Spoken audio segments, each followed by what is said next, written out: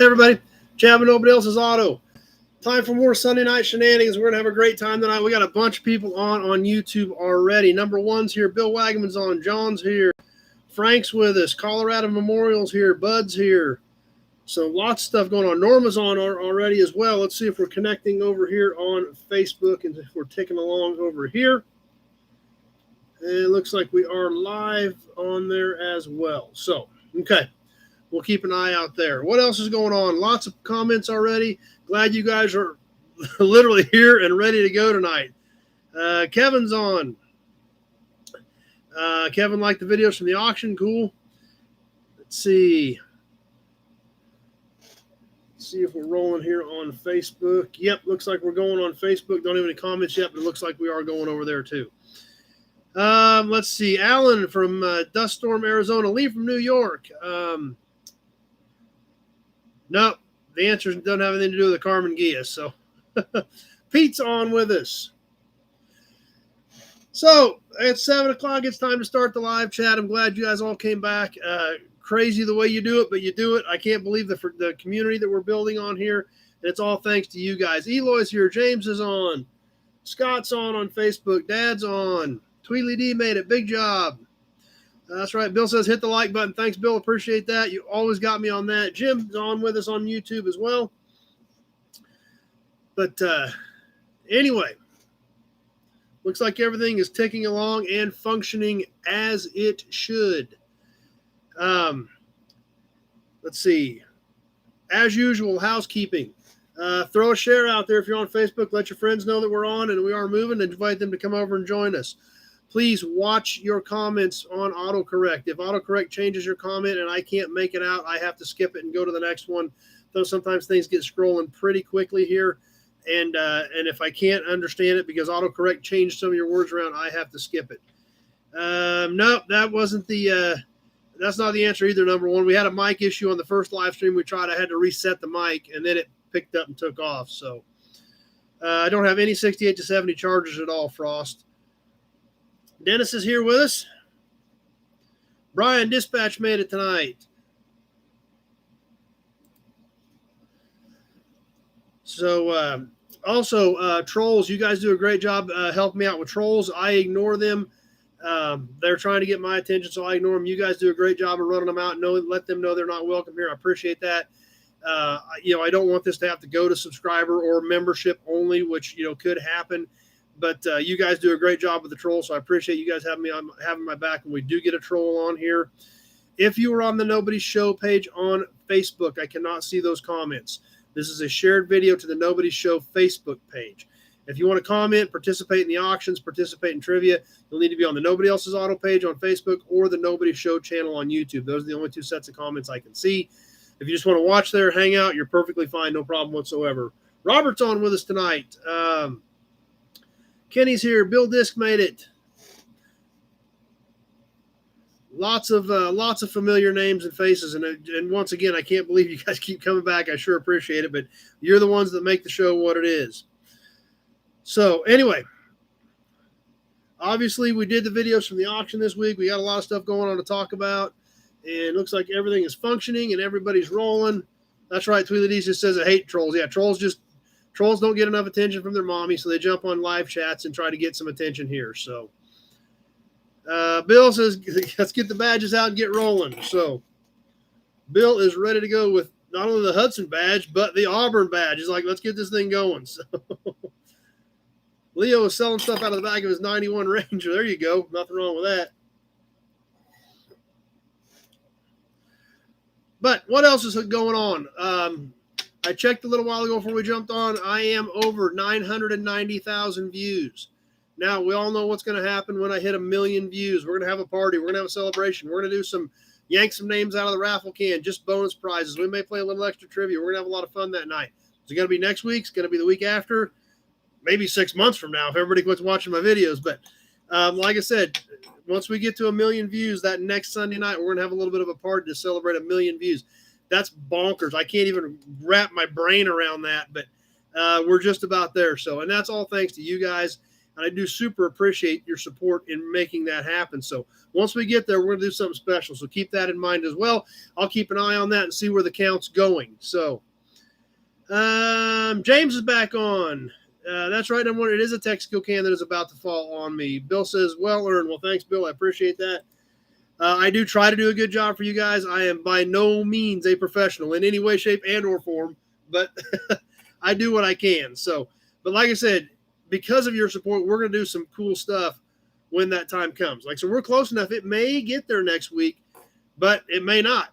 So watch some more videos. Tell your friends to watch some videos, and go back and watch some of the older ones. I've been doing this for a little over 3 years. There's probably some stuff on there a lot of you guys have not seen yet. So it's worth checking out, and we're going to have a party to celebrate it when we do. Yeah, number one, that is a Texaco can. Let's grab it real quick. It's kind of a different Texaco can. Alec is on Facebook. Kenny says, I do all right. Well, I appreciate that. John from South Texas is on. It's a big can. It's got a removable lid. The whole lid pops off of this thing. And this is kind of a different one. Let's see. Leo, Great Shaw. Yeah, I haven't seen Gray Kitty. I don't know where she's at. She hasn't even been around the last week or two. I don't know if she wandered off or what. The way she's been hanging out in the office, I figured she'd stick around, but maybe she wandered back off. I don't know. Number one says, invite 3 people to watch the channel this week, and then I'm giving away a motor attached to a car. Yeah. Let's see. That's right. 2D says, here's Chad. That's kind of crazy. You guys keep calling me Johnny Carson. That's bonkers. That you even consider me like that. I'm considering talking, do at least a halfway decent job. So Kevin says, that's what makes it cool. I just wing it. Well, that's kind of what I do. That's what Big Job says, here's Johnny as well. But this Texaco can, like I said, this thing is way bigger than a normal can. Diameter on this thing is 8 inches. Buchanan's on with us. And what it is, and my daughter's a big Texaco fan, that's why we grabbed this one. Texaco plastic asbestos roof cement. Yep, asbestos roof cement. Leo says, great stuff on here. Appreciate that, Leo. Great can, great graphics. It shows all these buildings around the outside edge.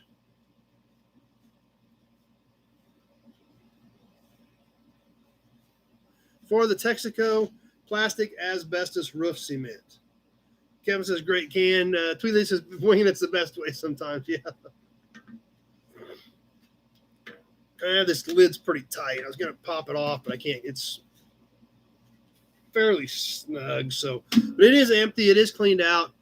It is in great condition. I'm guessing it's probably late 50s because it's got the star on it. I'm not sure.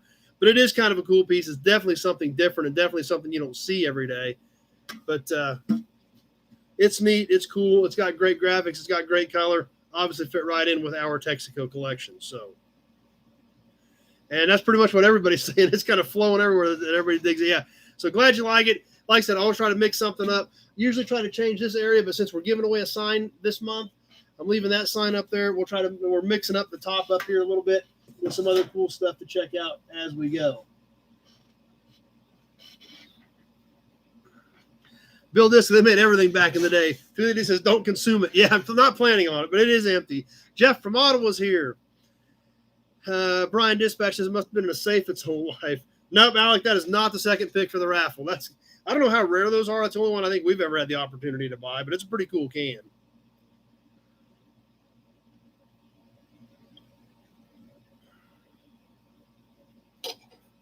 Auburn. But what else is going on this week?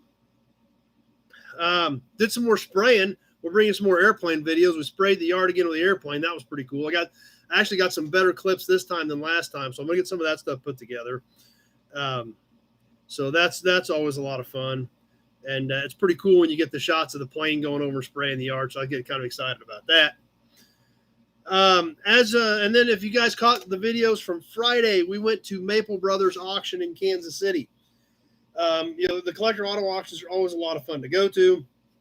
Always have a good time. You always get to see a lot of cool cars. Saw some old friends, met some new friends. My buddy Jim Wicks was there. Got to hang out with him a lot, and it's always fun hanging out with Wicks. The problem was they didn't have any really super cool old Mustangs or anything that we could really dive into his expertise and knowledge on it. I usually like to try to get a video with Jim when there's some sort of a cool Ford product, because we can all learn something from that guy. So that's why I always try to do that. But they really didn't have anything that stood out as far as a Mustang or a Cobra or a Shelby at this sale to do that with. So kind of skipped that part. We brought you a little bit from there, did a little bit of a live there with Ty, the general manager, and also walked around a little bit. And if you've never been to one of those collector auto auctions, they're a great time.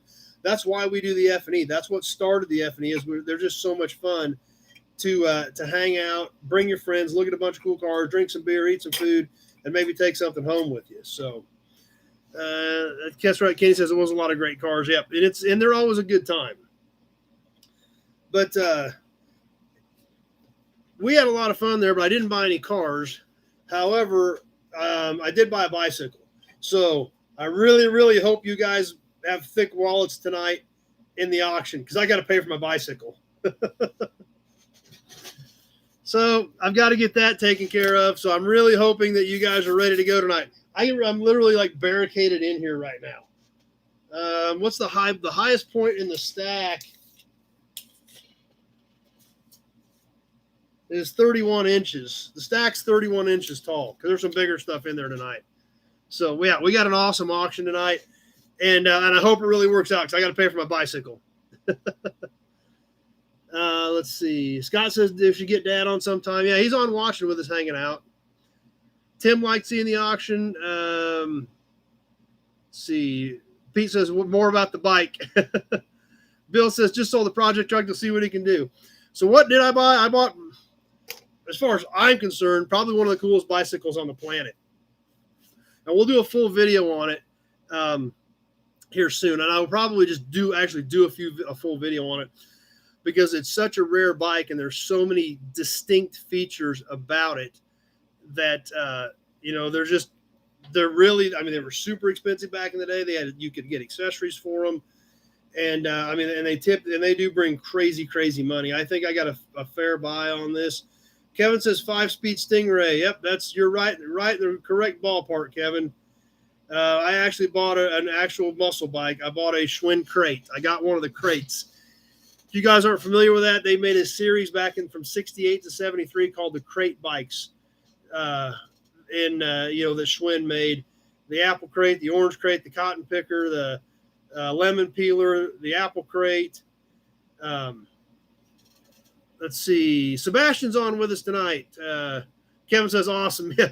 Bill says you could have some free Schwinn bicycles that are in the barn.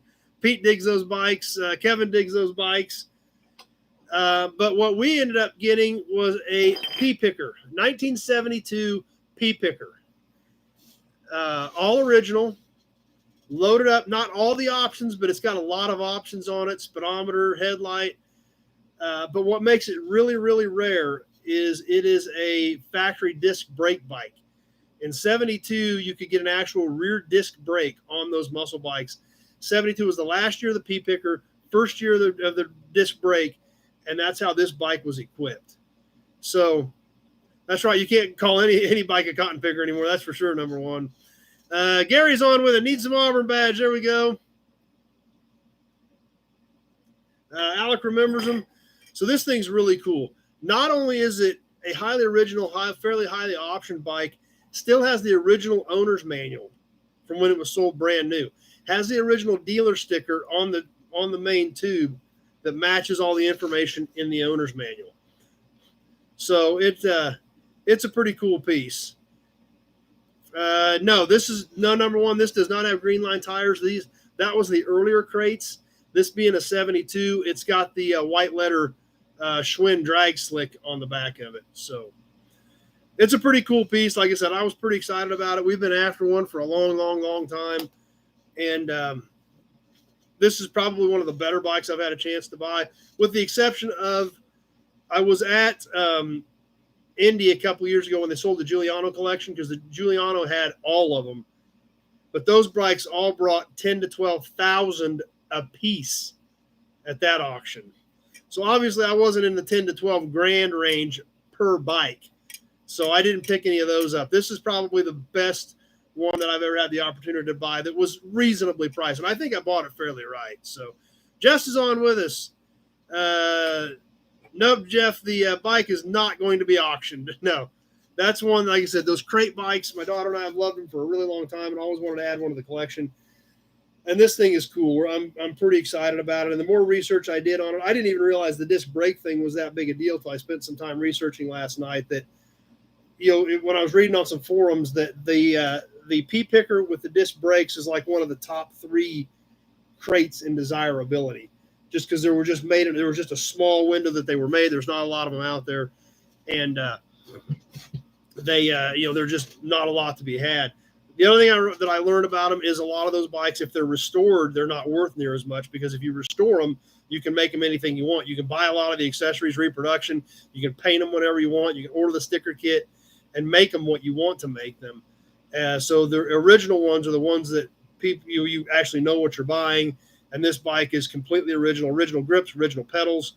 Like I said, Schwinn speedometer, Schwinn disc brake, and Schwinn tires. So it's a cool piece. We'll bring you a full video on that one. It's definitely worth checking out. So, especially as I might start collecting bikes. Yeah. Let's see. Big job. I bought a Manta Ray 12 years ago, still in the box. Yeah, those are cool too. Now, Bill, there was actually more than 15 to 1800. Brian Dispatch, why is it called a crate bike? Because part of them were called that: Apple Crate, Orange Crate, KRATE. And they just kind of went with that over this, calling the series that, even though some of them were called, pickers and peelers, but part of them, they just called them the crate. Just kind of the crate thing kind of stuck from Apple Crate, Orange Crate, things like that. Gary, you going to be in Springfield Swap Meet just Friday, packing up, being there Friday noon, leaving on Saturday afternoon? I will be there Friday morning is probably about it. My plans at this point are to be in Springfield Friday morning, maybe Thursday afternoon, and then Friday morning, but I'll probably be out of there. I'd like to be out of there shortly after lunch on Friday. So if somebody's around, you'll be sure to look me up or give me a shout, and we'll try to catch up. Big guy 45 made it back. Glad you're here. X-Ray crate bikes rock. Yeah. Daniel's here with us. Jim, seems like there was a drag car called the Orange Crate. Yeah, I think there will be. Rico and Jess are going to be in Springfield. That's right. Robert will be there with hubcaps and wheel covers. Absolutely. So Robert's going to be there. Rico and Jess are going to be there. So please, if you're going to make Springfield Swap Meet, please remember a lot of our regulars are going to be there. Robert will be there with wheel covers. He's got a whole trailer with racks on it, and he will be in the southeast corner of the facility, the far southeast corner of that gate where Robert will be. I don't know for sure where Rico and Jess will be. But yeah, I mean, it's definitely catch any of us that are going to be there, especially if some of us that are going to be vending where it'll be easy to catch them. Thrash Metal's on with us again tonight. And I mean, that's what we're doing. This is a community, and that's who we are. And this is what we do. So yeah, it's going to be awesome to maybe catch up with some of I saw a few viewers at Maple Brothers that stopped and said hi yesterday. So Larry, it's always great to meet some of you face to face. And I mean, we're hanging out in this crazy car world because we love it and we enjoy it, and that's what matters. So that's what we do. So definitely don't be strangers to me or any of our other viewers when we're at these events. Jim says, yeah, we can get a group picture if we can catch everybody. Yep. But anyway, what else is going on this week? And like I said, as far as the P picker, stay tuned. I'll bring you a full video on it. Get the owner's manual out. We'll look at that. We'll check out the accessories on it. And it's not perfect. It's got a couple little tears in the seat. It's got a couple little wear marks, a few scratches, but it's 50 years old. It's a 1972 crate. And if you haven't figured it out, I'm excited about it. So we're going to bring you something. We'll definitely be bringing you more on that. Thrash Metal, one time I bought Metallica Ride the Lightning bootleg from a swap meet in Modesto. It was reverse stamped. Auburn badge. F&E Collector Auto Auctions, October 1st. I just emailed a whole ton of pictures over to my partner, Chris Froschner. So we should have cars going up on the website this week. FEClassicCarAuction.com. Be sure to check that out. If you can't make it here October 1st, which I hope you can, y'all should be here. It's going to be a great time. I know Rico and Jess are planning on being here. I know Robert's going to be here because Robert's our MC. So there's going to be a bunch of us here too. You'll definitely want to try to catch that. We're going to have a lot of cool cars rolling across the block on Saturday, October 1st. We've got, like I said, inventory will start going up this week on the website. So you want to check that out. I've got hotel information. The Best Western here is giving us a little bit of a break on rates. If you do want to come, get with me and I can get you their information if you think you may want to come out to the F&E Collector Auto Auction on October 1st. Buy, sell, just hang out, whatever works for you. It's going to be a lot of fun. But like I said, we are moving on it, and things are starting to come together. Starting to get calls on cars. So going to be an interesting weekend, and definitely looking forward to it. And we'd love to see some of you guys here. Perfect, Sebastian. I'll check that to get some more of your stuff taken care of. Let's see. Bill Wagman. Oh, the Orange Crate race car was a Chop 32 Ford sedan, mid-engine old supercharged. Revell did a model of it. Okay. Yes, Jess. We know officially that just in case, actually, let's just clarify everything right now. For all you guys that are new since last October 31st, if you started watching on November 1st of last year till today, this pertains to you.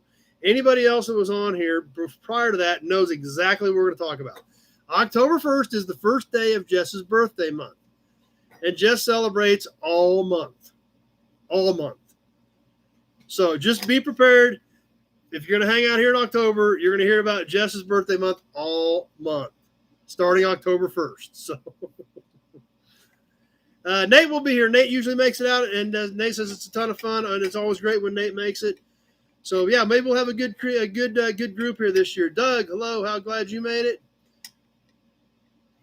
Let's see. Thrash Metal's only been here for a few weeks. Yeah, but you keep coming back, and that's great. I'm just forewarning everybody. As soon as we hit October 1st, all we're going to hear about is Jess's birthday month. Every other comment out of Jess will be, it's my birthday month. I'm forewarning everybody right now. And she just says, hell yeah, that's the way it's going to be. So just everybody get prepared. Frank will be at the race. They're going to Trog on that weekend. Watch online. Yes, we will have online. We do have online bidding available through Proxy Bid, Frank. So Trog is cool as well. That's definitely worth going to do too. The Race of Gentlemen. That's a pretty cool event too, Frank. So I know you're going to have a ton of fun there. So Thrash Metal says, I keep popping up recommended. Well, that's good. Maybe I'm doing something right. Brian says, extra auction items for a birthday month. Jess she'll roll with anything for her birthday month. So,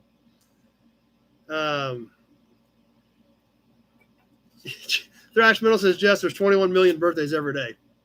I don't think Jess cares.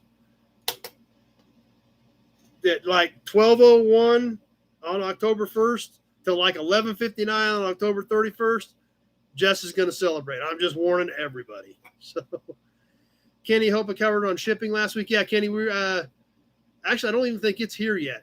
I don't think yours is here yet, Kenny. I'll probably get it tomorrow. I don't think I had it yet. But like I said, I'm sure it'll be here tomorrow, if nothing else. Yeah, it's not here yet, Kenny, so no big deal. We'll get it tomorrow. I'm sure we're fine. You're usually good, so shouldn't be an issue. Brian Dispatch says, we just start sending her presents now. Of course, Jess says, why not? She'll take it. Auburn. Oh, it was PayPal. Okay. I'll double check that, Kenny. Yeah, I'm sure we're fine. I'll double check it and see. So anyway, but that's what's happening. If you do want to try to make F&E, let me know. I'll get you that hotel information, and I will probably post it eventually. But they do have some room options available for us if you are coming to town for that.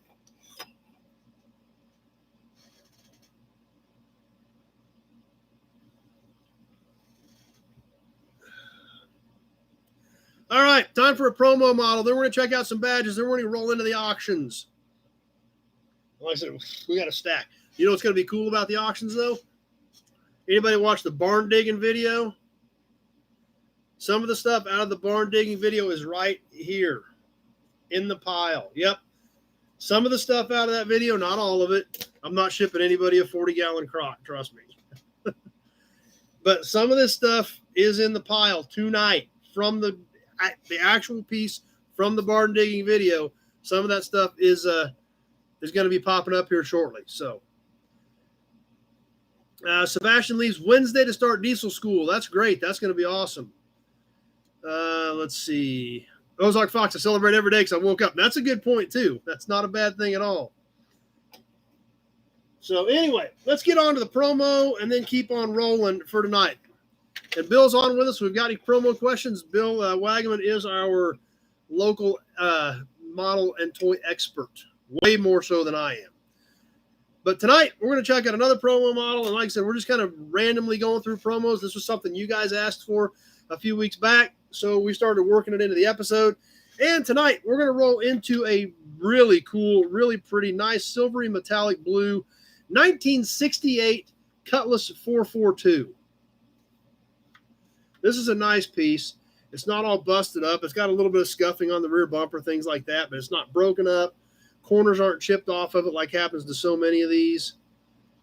Kenny says, yes. Doug, any oil cans? Yep, there are cans, license plates, hubcaps, tools, emblems, toys, car parts, crates, boxes. I don't think there's a hood ornament, but I think I got a little bit of everything else in the kitchen sink in here tonight. So, yes, there are some cans. Robert says, Johan. I think this one is probably a Johan the way it looks. It just says made in the USA. It does not say Johan, but I think it probably is. I'm sure Bill can clarify that for us. Jason's on with us. Glad Jason made it back tonight. Mad Cow Mark missed the first 25 minutes. No notification on YouTube, you mongrels. Yep. Now I know that, and you can't rely on. That's why I try to go right at 7. So, but glad you made it anyway, Mad Cow. You're on. You haven't missed much. Just open chat. Pete digs it. Sebastian just got a set of crit badges. That's cool. Kevin digs it. Thrash Metal. That's the 442 that totaled my 70 Monte Carlo.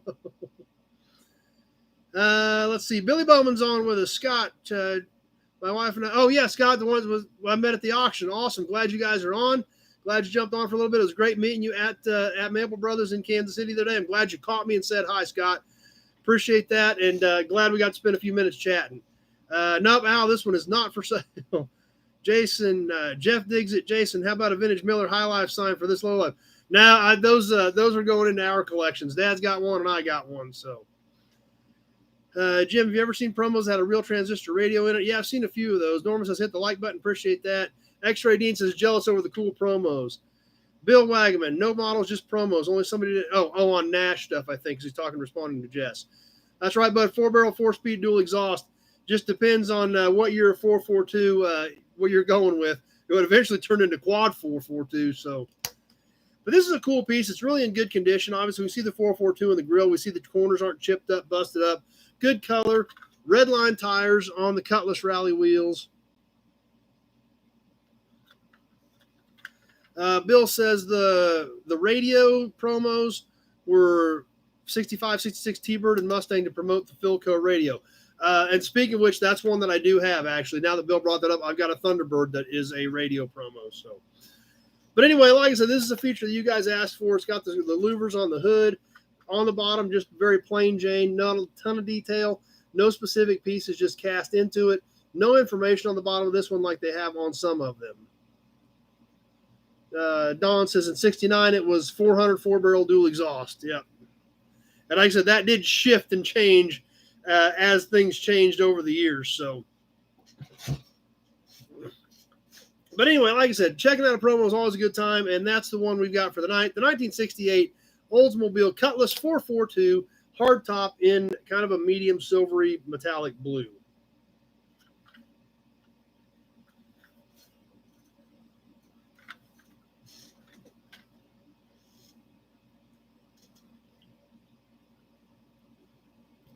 Okay, Don's got a 69 442, so yeah, that's right up your alley. Pete, did all American manufacturers do promo models? As far as I know, I know Ford, GM, and Chrysler all had them, so, and AMC had them, so I think they pretty much did. I'll just follow that up with an Auburn badge. But anyway, let's get into some more badges. We've got these badges. We're going to talk about another badge. Tonight's badge, our early badge, as always, we start off with an earlier badge, then we move up a few decades to something a little bit newer. Randy's on with us. Glad you made it, even though you're just a little bit late. Not a problem. No big deal. But tonight's badge, we're going to start off with an earlier enamel badge like we typically do. And tonight, and this is a really unique one and a very, very early one, actually. And one of those manufacturers that, has been gone for a long time that then that's part of the reason of doing this, is to learn something about those. But tonight's badge is from the window from 1918 to 1925. So it's pretty much about guaranteed to be a 100-year-old badge. And it is for the Hupmobile Corporation. The big H, big white H on the brilliant blue background. This is kind of blackish. I think it'll polish up. This lettering and this outline is supposed to be silver. The Hupmobile across the top, or across the middle. And then it said made in USA, patent pending along the bottom.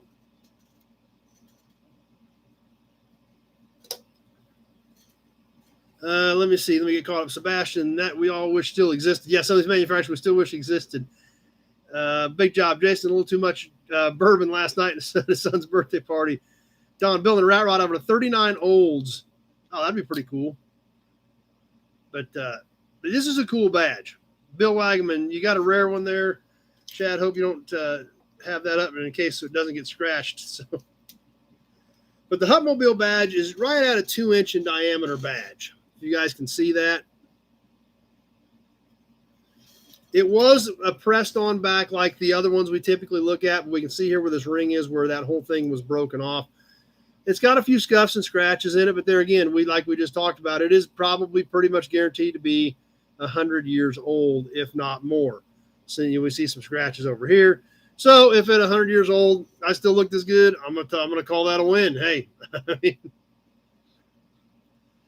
Pete says he loves the colors. Jess digs it. Yeah, it is a very good blue, like Big Job said. It's a very, very deep, deep blue.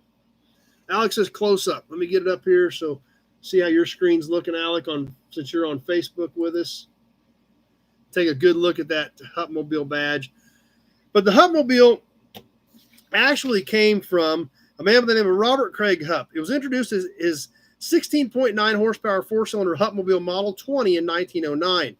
It was a neat little two-passenger runabout and was a success with 1,618 cars sold in 1909. In 1910, they produced 5,340 cars, so they were on a pretty good roll, 6,079 in 1911.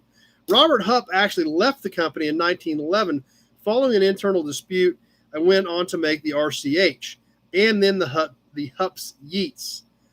And when those failed, he tried again with the Monarch. So, meanwhile, the Hupmobile went from success to success. So the company founder was out after 1911. However, the more powerful Model 32 was introduced in 1912, and nearly 12,000 cars were built in 1913. In 1912, Hupp produced some light delivery vans using their passenger car chassis. In 1915, the company was reorganized as the Hupp Motor Car Company with new management. Hupp introduced a 60-horse straight 8 in 1925 and a 6-cylinder model in 1926. So basically, this falls right in the window of production really ramping up. And then in the mid-20s, they tried to step things up with a straight 8 and a 6-cylinder model. So this is in the 1918 to 1925 window when, the founder was out in 11, new management took over and really started cranking this thing up. That's when this badge came from. Once again, back to my favorite website, American Auto Emblems, for all this information and the information to help identifying these badges. So, let's see. Old School made it. Alan NC, 55 Chevy White Pro, it was Pontiac. Yeah, we've been talking about that. I don't know, so maybe somebody else here can help us. Amy digs the color too. Bill says, okay, only Ford and Mercury were the ones that did the information on the chassis. So when we get to Fords and Mercury's, we'll see the ones with the details on the bottom of the chassis. Bill says that was just strictly Ford and Mercury on that.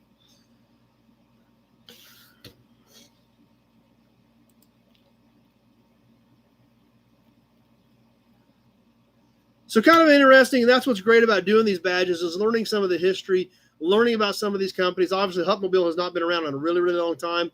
I've actually got 3 Hupmobile porcelain signs, amazingly enough, for, they were done by the late 30s, and still to this day, not a very common car, and were never extremely well mass-produced compared to like a Chevy or a Ford. But I've actually got 3 original Hupmobile porcelains, which is kind of bonkers. But the Hupmobile badge, a really cool piece with great colors, and definitely kind of a snapshot out of that window in history where, there was so many of these little manufacturers everywhere. And that's why we do this badge things. That's why I collect badges. That's why we talk about them on here, so we can all learn about them. Jeff Taylor, a little late, but made it. Glad you're here. And as always, we're going to step it up a few generations to another badge. One thing we haven't done a lot of on here that I just kind of realized when I was getting ready the other night, Auburn badge, I'm getting kind of thirsty there, was one thing we haven't done much of in this badge segment at all are truck badges. So, well, we need to start mixing some truck stuff in here with this as well. So tonight, we're going to move up a few decades to the year 1960 to a one-year only badge. For the 1960 Chevrolet, and this is a really cool badge. I do like this. I'm going to polish it up even a little bit more here, right here. Alan, this matches the badge on a 1920 Hup. Yeah, according to what I found, it's 1918 to 1925, Alan. So, yes, it should be correct for 1920. But this badge is for the 1960 Chevrolet Viking. So this was the little bit bigger truck, not the Apache. The Apache was the pickup. The Viking was the 1.5 ton, 2 ton. And then, before you stepped all the way up to a Spartan. So this was in 1960. I believe 1960 was the only one that used this badge. It went on the front fender, and it's a pretty cool piece. Pete's already trying to buy it. Slow down, Pete. We ain't even to the auction yet. Pete's already started us at $50. We ain't even got to the auction yet. We're still trying to talk about badges. But yeah, it's a cool piece. I did repaint this one, I think, a long time ago down here in the black area. But, this thing is pretty good size. Of course, this is on a bigger truck. These were on 1.5 ton, 2 ton trucks. And it is 14 inches long. And it is about, from the top of the C to the bottom of the, the V part, about 2 inches. So it's kind of a statement piece when you figure it's 14 inches. That's a pretty good size badge. But there again, this is a big truck. This was on the front fender, just shortly behind the wheel. So that you had to have something that kind of stood out. You got this big, huge tire and wheel, and then you've got this big fender, and you had to have something that stood out. This badge is in great shape. It's nice and flat. These were a stud mount from the back. This one, it's got a few scratches and things like that, but really a great piece. Let's see. There's a shiny that's cool, nice chrome. Alec, that's cool, and I really like it. It is. It's kind of a statement piece. These really are. That's right, Sebastian. Some of the utility trucks are underappreciated. That's exactly right. But there again, like I said, we need to do some more truck badges. That's right, Joe. Light duty was Apache. Medium duty was Viking. Big truck were Spartan. This is kind of right in the middle, but it's a cool piece. So, old school. I just finished watching a video about counterfeit parts. Scary. Yeah, that's that's for sure. So this is kind of a cool piece. Like I said, the size had to be there. So, I can kind of hold this thing back and get an idea what this thing looks like compared to you guys. But like I said, moving some of this stuff in, or moving into some of the truck stuff in these badges, because like I said, this is just as cool. This is a statement piece as well. Plus, they don't reproduce these usually because it's medium-duty truck. So you don't see these as often. You can't buy a new one. You've got to find a medium-duty truck that has something this nice. And so that's why it's cool, because those trucks, just like Sebastian said, a lot of them are underappreciated. Look at cab overs. Cab overs were underappreciated for years. Nobody cared. Nobody couldn't have cared less. They were utilitarian. They were work trucks. They were used up, thrown away, and then when they were done with them. And now they're these medium duty trucks they're a lot harder to find. One other thing about medium duty trucks is they were also a lot heavier. So what happened when things are heavy and iron is up? These all went bye-bye and went flat. So that was something else that happened in these medium-duty trucks. So this stuff can be kind of tough to find. So, yeah, that's right. Pete Kenny says now they're hot. Yeah, because they're different. So there we go. The 1960 Chevrolet Viking. And Viking it's just cool to call it a Viking anyway. Because it's you think of the Vikings, sailing and, with their horns on their helmets and, sailing around like pirates and everything. So, Viking is actually a pretty cool name. You gotta give them credit for calling it a Viking because that's pretty cool. So anyway, let's see. That's right, Sebastian. Scrap guys see dollar signs. That's for sure. Scott, I would attach a silver chain and parade that around his neck. Dude, that would be like really big on a chain. That would be like huge on a chain. I mean, hey, if you want to go with it, go with it. I mean, I'm all good with that, but it is a pretty cool piece. Auburn badge.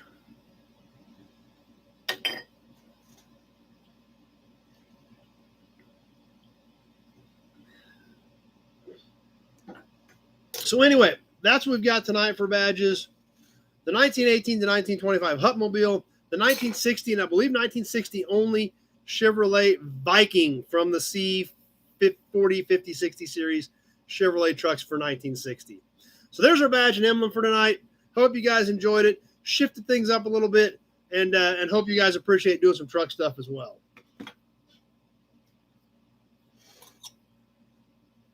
Hudson badge. Auction time. Who's ready for some auctions? Let's have some fun. Let's add some stuff to your collection. Let's pay for my pea picker. That's what I need to do. I need to pay for my pea picker. But we got a lot of great stuff tonight. Like I said, we're going to sell some things actually fresh out of the barn. Literally fresh out of the barn. I cleaned some of it up. One piece I didn't even clean up. I was going to literally sell it to you exactly as it came out of the barn. But we're going to go ahead and start moving along here. Now, as always, I keep forgetting to do this, so we're going to take a minute, go over the rules. Joe, last year they called him a Viking was 61. So after 62, they went to a different name. So they use Viking up to 61 is what Joe's telling us. So that's good information. Alex says, bring it on. Let's go. Auction time. I got a bunch of cool memorabilia. A few pieces aren't even car related because they came out of that barn, but I thought I'd throw them at you guys and see if you're interested in them or not. What we'll do is I will hold up an item. I will talk about it. I will give you some dimensions. We'll look at the condition. As soon as I hold it up and we start talking about it, if you're interested and want to throw a bid out there, go ahead. Let me know if you guys are interested. Sometimes some of you guys, there's nothing in there that's interested. Jason says, pea picker sounds like something you'd be trying to get rid of. No, I definitely don't want to get rid of this pea picker. Sebastian, time to challenge my wallet's flexibility. So I'll hold up an item. We'll talk about it. We'll check it out. Just like we held up these badges. We'll check it out. We'll talk about it. I'll give you the dimensions. Once I hold it up and we're talking about it, showing things off, if you want to throw a bid out there, go ahead and throw it out there and let me know we've got some interest in it. After we get done with the description, I will put it on a 2-minute timer. I just use the timer on my cell phone. And I will just turn it on the stopwatch for 2 minutes. I will tell you guys when 1 minute has passed. I will tell you guys when 1 minute and 30 seconds has passed. Almost everybody has a delay. Your delay depends on your device, whether it's a tablet, a phone, a PC, a laptop, things like that. So once I tell you there's a minute 30 left, because some of you guys have experienced delays up to 30 seconds, please be thinking about your max bid and throw it out there because sometimes it takes that long to process. Shopcat's back. Bill says, hit the like button and subscribe. Thanks, Bill. I appreciate that for sure. And like I said, we are on Facebook and YouTube at the same time. I do watch both formats for bids. So just because you don't see a bid pop up, I may have it on Facebook. If we have a troll that jumps on and tries to bid, I will ignore them. So if you see me ignoring a bid, then look and see if they've been making a bunch of stupid comments because that's why I'm ignoring them. Mel RNFL is watching from work today again. That's all right. No problem. Payment information is in the text part of the video. After we get done, you can go back and click on the text part and my PayPal information there if you want to use PayPal friends and family only, or you can send me a check, money order. Some people just throw cash in the mail if you're comfortable with that. Whatever you want to do. That information is in the text part of the video, as well as my phone number.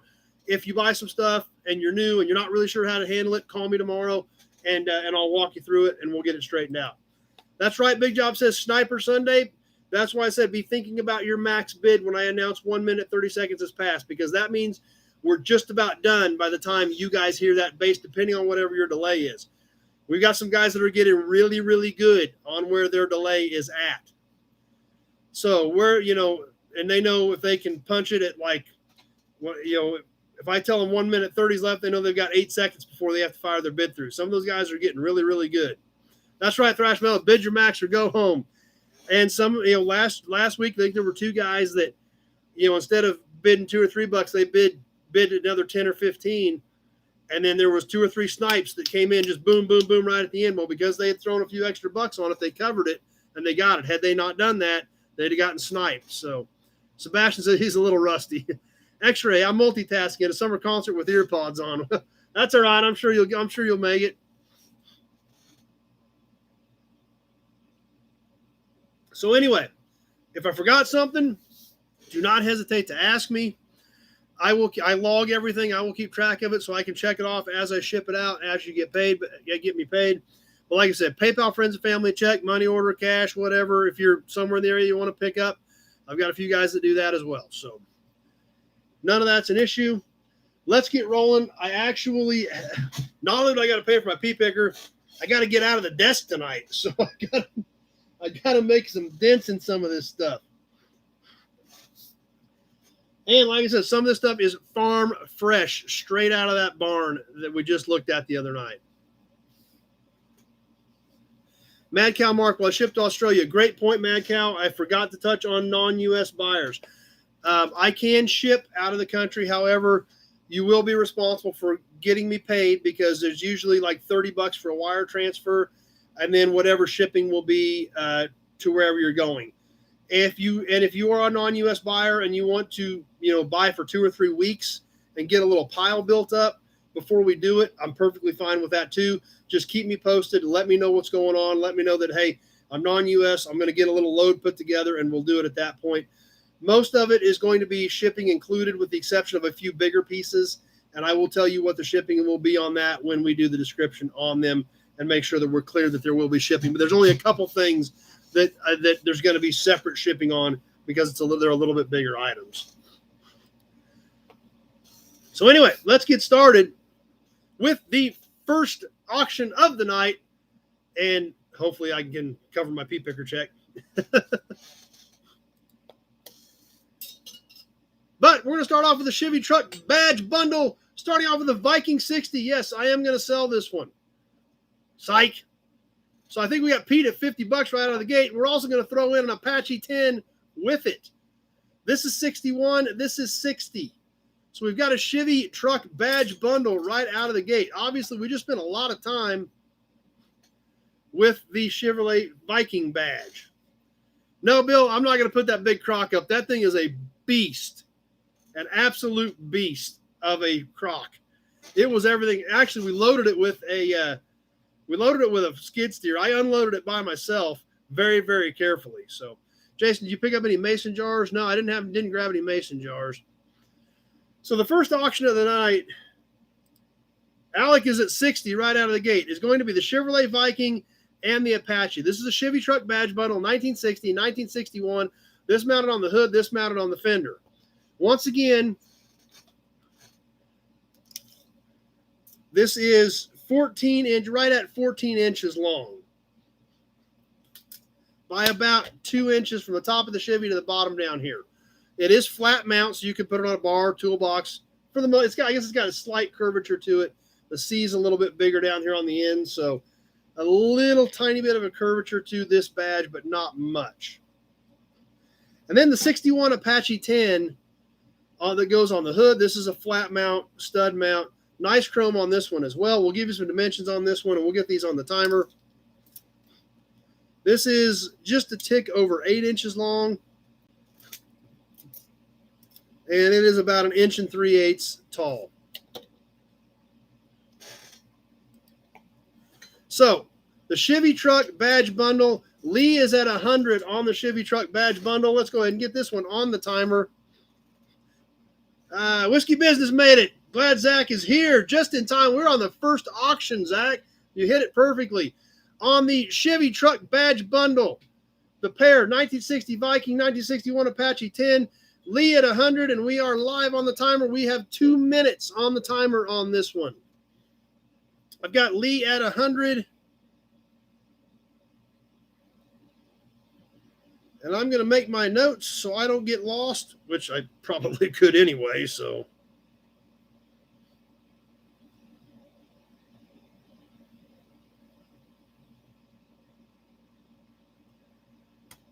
And here we go. We're ticking along. I've got Lee at 100, Alec at 100 1/4. on Facebook. These are cool badges. Like I said, the Viking are just cool because it says Viking. I mean, it's like Viking. I mean, I guess you gotta say like Chevrolet Viking. And then Apache, which you couldn't say Apache today and get away with it either. But anyway, that's beside the point. But we're taking along. We're getting close to the 1 minute mark. I've got Alec at 100.25 on the Chevy truck badge bundle.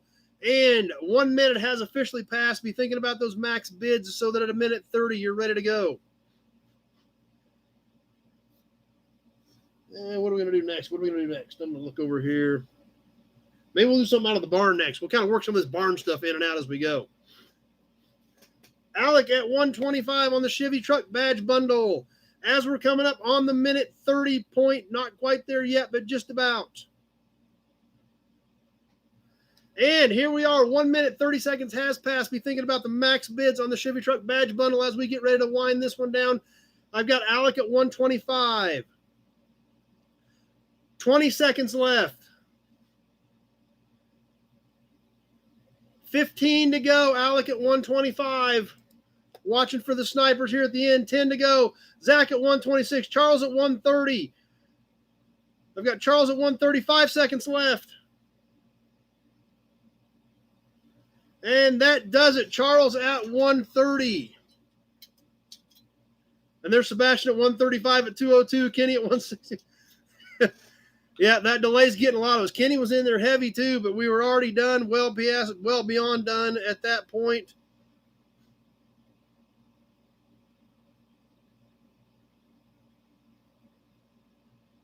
Sebastian says, yeah, totally was rusty. Yep. That was a good one to start off with, though. That's right. Pete says Charles is already ready to go this week. Cleaning up.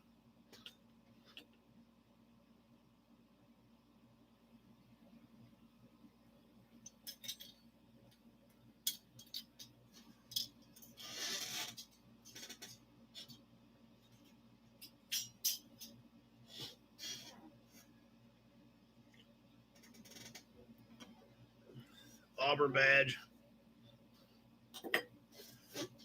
All right, that was fun. Good start. Let's keep rolling. Let's mix in a barn piece. Barn find, fresh barn find. I'm talking fresh. I'm talking I didn't even wash it fresh. Barn find. I did wash most of this stuff because I just can't deal with it. But this one I left completely exactly as I found. If you watched the video, I'm sure you saw it, of the 1974 Barton number 125 plate. Still crusty, still dusty, fresh barn dust. That doubles the price, right? Literally authentic barn dust. So it's worth like double because it's got authentic barn dust on it. The back is, well, it's a little crusty, but it's, the paint's clean. But there it is, the authentic, still wearing its actual authentic original barn dust. Number 125. It's a cool number. That's a low number. 125 on the barn dust. I've got Alec at 25. I got Thrash Metal at 20. I got Alec at 25 on Facebook. It is orange, Jason. Yes, it is orange with white letters. And I'm also going to throw in a 1975 that came out of the whiskey barrel. If you see me grab the handful of tags out of the whiskey barrel, this came out of there. The 1975. This is green and white. Yeah, that's right, Ozark. It is kind of crusty looking, but I washed everything but this. I wanted to leave one piece just as I found it and sell them that way. So let's see. I've got Norma at 30 on the pair of license plates, the crusty original 74 Kansas. We'll see if we can get it to you with most of the barn dust on it and the 75. This is a truck, actually, right there. So anyway. The pair, barn fresh. This one you see me dig out of the box. This one came out of the barrel where I grabbed a whole handful of plates. The letters were the, like if your name was Monkey, your last name was Monkey, you got an M tag. If your last name was Edward, you got an E tag. So things like that. That's how they went. I've got Alec at 40. Let's get this thing on the timer.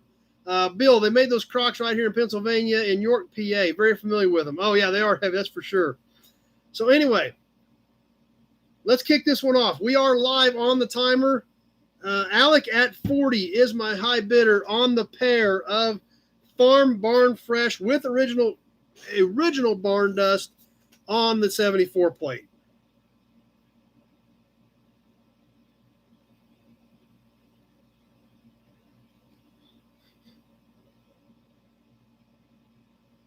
And we're ticking down. Like I said, the back of the green one has a little bit of surface rust. The black back of the other one is nice and clean, just a little bit crusty since I didn't even wash it. But like I said, I wanted to offer you something up with the actual barn dust still on it, just like we found it. Taking along here, Alec at 40 is my high bidder as of right now. Almost to the 1 minute mark, not quite there as of yet, but we're getting there.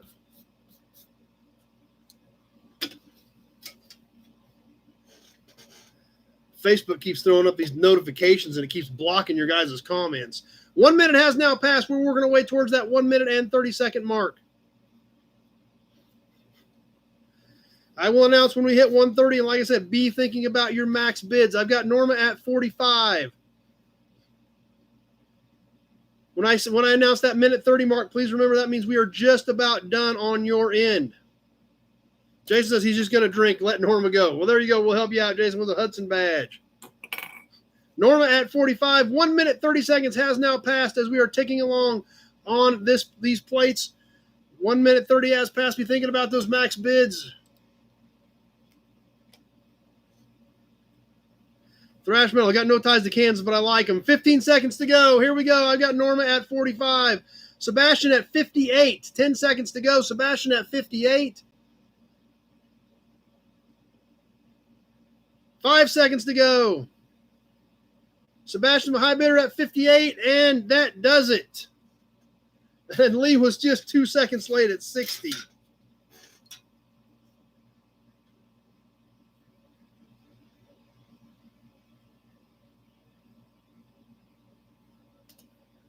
So Sebastian at 58 on those plates. Don't worry, we've got a few more license plates to go yet tonight, everybody. If you're a license plate collector, we got some Auburn badge here too. Where should we go next? We got all kinds of cool stuff. We haven't done no cans. We haven't done. Anybody interested in a weird can? I got a weird can. I don't know if anybody's interested in a weird can, but maybe we can grab that too. So, Stan said Lee was in on my screen. He wasn't. He was, and that's where we're fighting that delay because I had Sebastian at 58, and then I got Lee's $60 bid at about 202 or 203 on the timer. So that's what you got to kind of. I mean, with that delay, that's what we've got. All I can go by is what my feed shows me. So. And we deal with that every week. That's why I always try to warn everybody to make sure you go a few seconds earlier as opposed to later.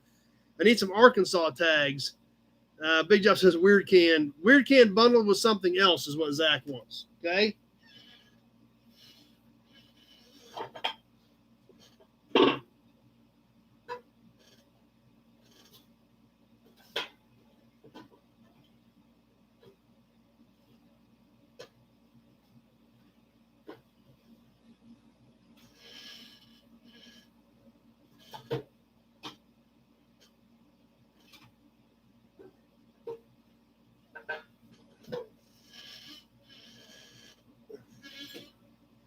All right, we'll do a can bundle with the weird can and a normal can. How's that sound to everybody? Because this is kind of a weird can, and I don't really know what to think about it. I'm going to wipe this one off. It's a little bit of residue or crusty on here. Let's clean it up here a bit, and then we're going to sell these cans. First off, our normal, regular, round composite can. We're all familiar with these. On these Facebook notifications keep blocking my comments. Mobile automatic transmission fluid can. This is a composite cardboard can. It is new. I will drain it because of the shipping situation. Says mobile on it. Has the small Pegasus on the back. So this isn't a super fancy can, but it is a nice can, probably early 80s. It does have a barcode on it, so it probably is in the 80s. On this one. So there we're going to get kind of a normal, more run-of-the-mill can, but good colors and good condition which is always important, especially on these composite cans, because like we've always talked about, these will literally just fall apart. These composite cans will. So good ones are going to be tough to find. Let's see. Now the weird can, and this is why it's a weird can.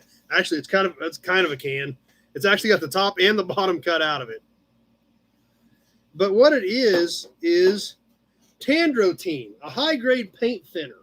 It's a cool can, but I don't know nothing about it. Turpentine and rosin factors of Texas Inc. Double-sided, same thing on both sides on the Tandrotene can. So like I said, it's a weird can. Anybody interested in a weird can and a mobile can? You guys make the call. If you guys are interested in them, we can go. If not, we'll throw them back in the box and mix them up later. But I don't see any bids, so maybe nobody's interested in the weird can. Well, Sebastian is. Sebastian can kick us off at $30. So he must like the weird can. Of course, I think he's from Texas. And this is an El Paso piece. Zach came in at 50, but I've got Sebastian at 30 on the set, on the mobile and the Tandrotene that was a can. So, all right. Jason says it's not weird, it's cool. Okay, and it is. It is a good can. I mean, there's no doubt about it. And that's what Sebastian says. It is a Texas can. That's why he likes it. So there they are. The pair. I've got Sebastian at 30. We'll go ahead and kick this thing off and go ahead and roll with it. I got Bill Disk at 42. Nate, Grandpa used to do that to cans for plants in the garden. Okay, that makes sense. We are live on this one. I've got Zach at 43 as of right now on the pair. Let me get my notes made here because I got to write this thing down because I don't even know what it is. Tandrotene can.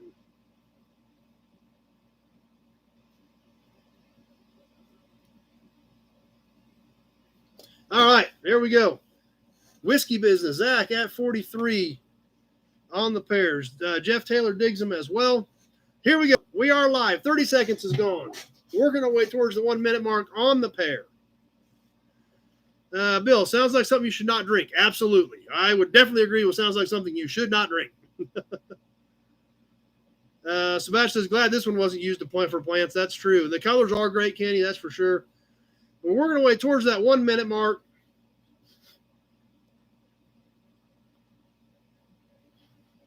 And 1 minute has now passed. We are on the back side of this deal. I will re-announce when we get to 1 minute and 30 seconds. Please be thinking about those maximum bids when I announce 130 because that's when we get into the bind. We've got those delays. We know it. When I say 130, it's time to fire them off probably. And like right now, we're at 120 right now. Maybe I'll try to start giving you 120 as well. On the pair, 2 for 1 money. And 1 minute, 30 seconds has now passed. Thinking about those max bids. Zach at 43 is my high bidder on the pair. 20 seconds left. 15. Lee at 51. Sebastian at 55. 10 seconds to go. Sebastian at 55 with 10 to go. Sebastian at 55. 5 seconds left.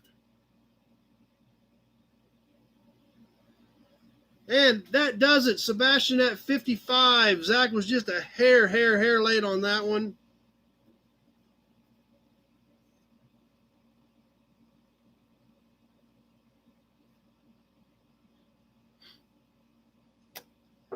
But yeah, cool cans, good pieces. So Thrashmo says, yeah, save the ATF for power steering fluid. Yeah, that's back when you could use them for both. That's for sure.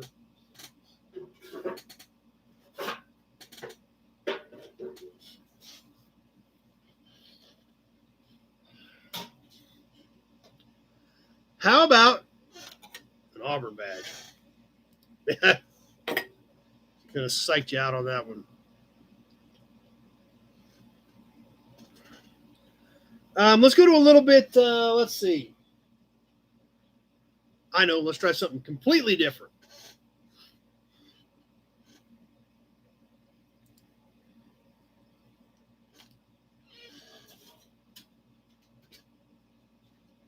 Another barn find piece, straight out of the barn. And I have no idea if you guys are going to be interested in this piece or not. But we're going to see. If nobody bids on it, I'll throw it back over there. And I'll go put something in it, oil cans or something. But this is farm fresh. I did clean it up. I did knock the dirt off of this one.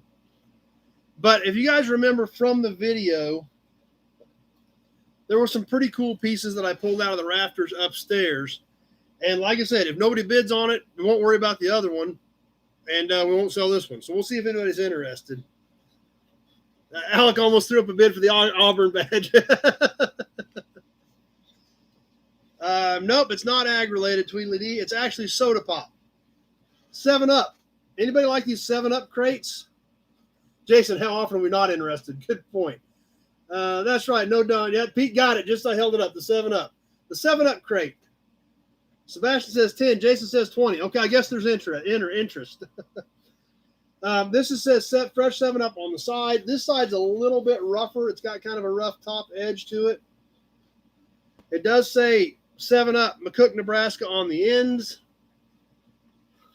Whoa, come here.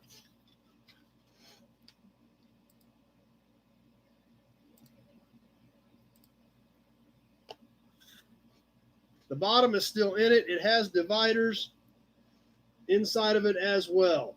Apparently there is a lot of interest here. Where are we? Jason at 50. That's right, Zach. You bet I dropped it. I'm going to break it. I guess if I break it, it's still mine. So. But anyway, the 7-Up crate, these are size-wise 18.5 across here.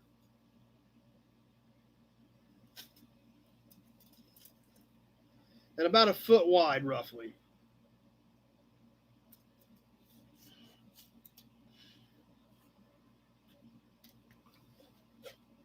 So, anyway, that's what we've got. We'll do this one and see where we go with this. Actually, and it even said on the inside, if you guys can see the inside of it here, fresh 7-Up on the inside. Jason says he's going to use it to put his beer in it. Anyway, let's kick this thing off on the timer. I got to sit it down somewhere so I can get to my phone and then write it down, and then we'll look at it again. What's shipping on this? I think that'll ship because these are bigger and they have a little bit of weight to them. So $15, I think we'll get it. $15 shipping on the 7-Up crates. So factor that into your bids as well on that too. We hadn't even gotten to that point yet. So I hope if you guys want to change your bids, let me know. And we are live. Let's kick this thing off. We are ticking along. We'll figure 15 to ship it. And if that changes anybody's bid since we hadn't gotten to that point, please let me know.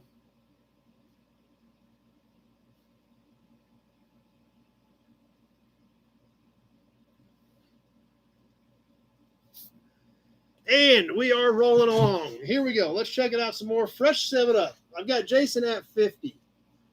15 to ship it.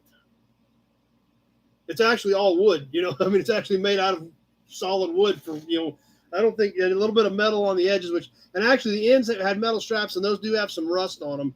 I want to make sure everybody sees that those metal straps on the ends do have actual rust damage on those.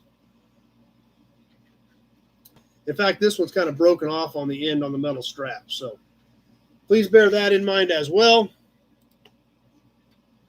As we're coming up close to that 1 minute mark. 1 minute has now passed. Number one, the Soda Crate makes an amazing curio display or bathroom towel. That's actually right. They do make great shelves. Mel, how many do you have? I have 2 that came out of that barn. So we'll do another one after this. It is a different one, though. It's a different style. I've got one of each style. 120 has passed, almost to 130. Be thinking about those max bids. I've got Jason at 50. 1 minute, 30 seconds has now passed. We're getting down to the end on this one.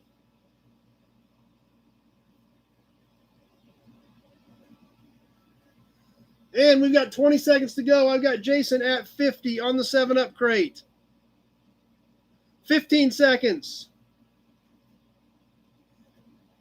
10,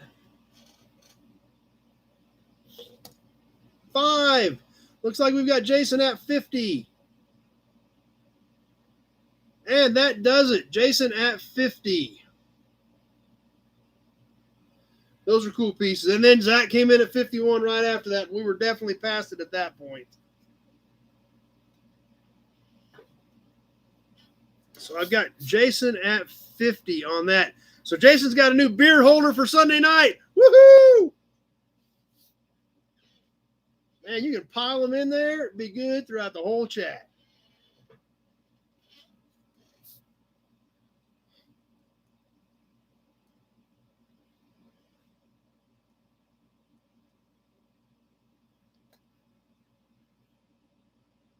I will box that. I'll actually have to put that in a box to ship it. Hudson badge.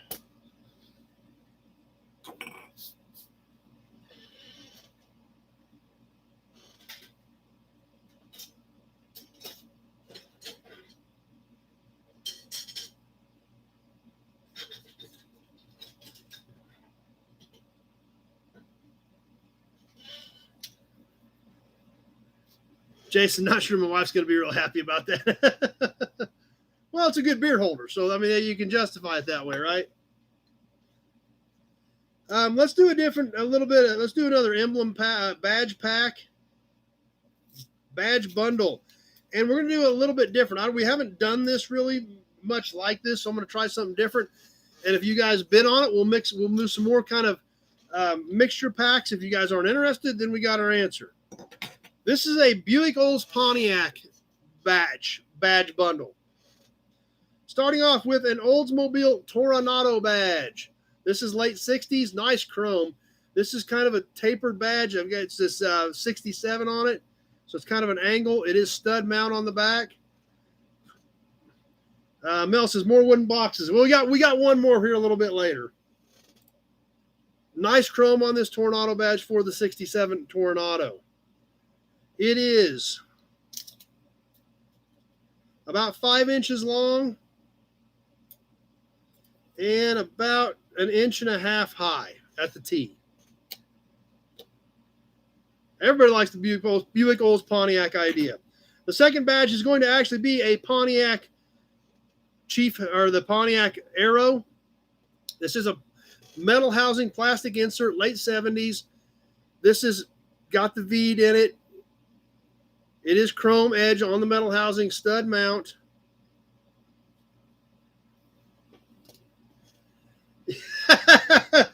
Jason said she can use the box to haul him his beer while he watches the show. Nice knowing you, buddy. You'll probably never be back after she kills you. So sounds like a great plan, though. So Alex already started us off at 20. So we ain't even got to the last badge yet. But this Pontiac is 5 inches to the tip and 2 inches wide at the top. And the last one's kind of a small one, but it is the Buick badge, obviously. Sebastian says, I'll drink to your memory, Jason.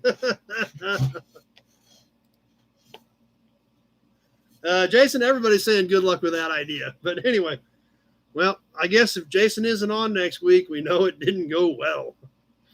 But we've got a little Buick badge. This is like a C-pillar badge off of like a Skylark. Has the Buick Tri-Shield in it. It is a flat mount. It is stud mount on the back. Has kind of a V in the front. Tri-Shield in the round area. Nice chrome. Jason, oh good. Jason said she's got a good sense of humor. So that's really, really good. And she's watching with him and he's still commenting. So he's not dead yet. So that's a good thing.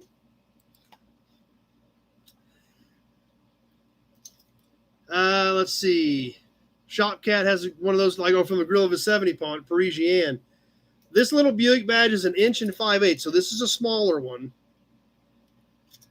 And tip to tip out across the top here, it's about 1.5 inches. I don't know if you guys can even see that or not.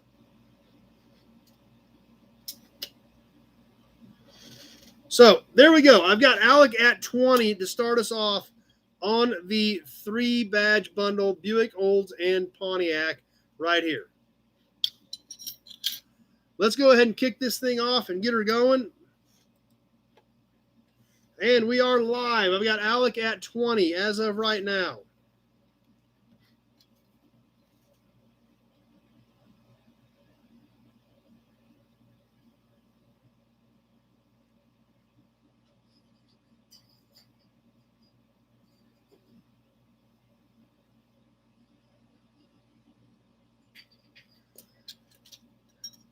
No, that's not a dash badge, Sebastian. It's actually like a C-pillar badge. 30 seconds has passed. Working towards that 1 minute mark. I've got Alec at 20. All three for one bid. Nobody else is jumping in yet. Maybe Alec may sneak these out of here. I don't think anybody's ever snuck anything out of here on one bid or that early, but you never know. Coming up on the 1 minute mark. Not quite there yet, but we are getting there.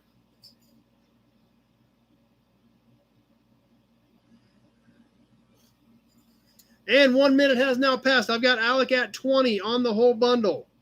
The badge bundle, everything in my hands. Zach at 25.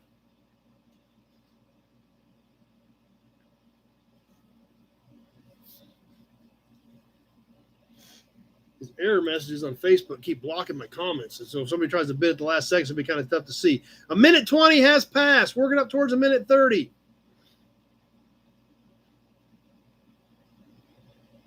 And a minute 30 has passed. We're on the backside of this. We're getting down to the wire. I got Zach at 25.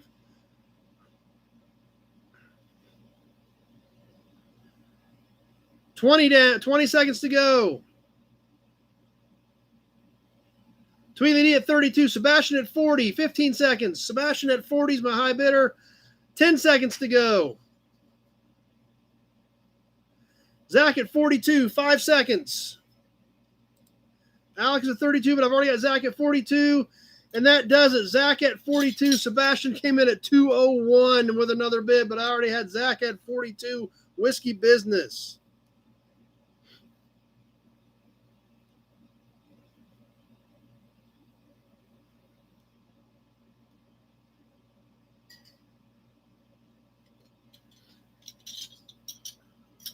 Tony, running a little bit late tonight. Just got on. Glad you made it.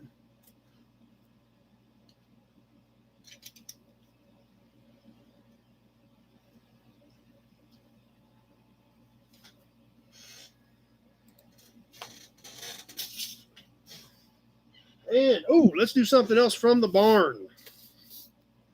And it's something larger as well.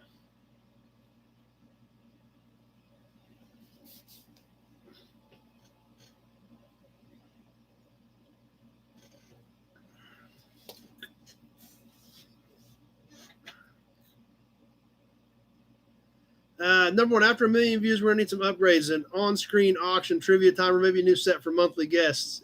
Talking to you, Dad. Tony from Oklahoma City's just jumped on with us. God, these error messages on Facebook are crazy. But we did one of these a few weeks ago, and I just found the other one in the barn when I went back. So let's do the other one. This one's not quite as good, but I did find the other Ford running board. The Highlander got the last one. We've got the other one. This one is not as slick, but there again, it's still a cool piece. That's right. Bill got it. Bill guessed it too. So, but like I said, for what these are worth, they kind of do this about the same thing as a good sign does. So this running board, though, like I said, it is a little rougher. You can still see the Ford in it, but it does have actual surface rust that has affected the Ford area. Big Job says Dad could be a McMahon. There we go. Highlander jumped on just in time. Yep, we're selling the mate to yours. We can still see the Ford, but definitely not as clear. We can actually still see the Made in USA. I don't know if you guys can see it, but it is still there. This does have surface rust. It has pitted the metal. We do have a torn bolt hole up here where it's kind of torn out. Put it against the Texaco can so you can see it a little bit better. And it actually has a little cut down here on this lower corner, if you guys can see all that. Backside looks pretty good. It doesn't have the surface rust.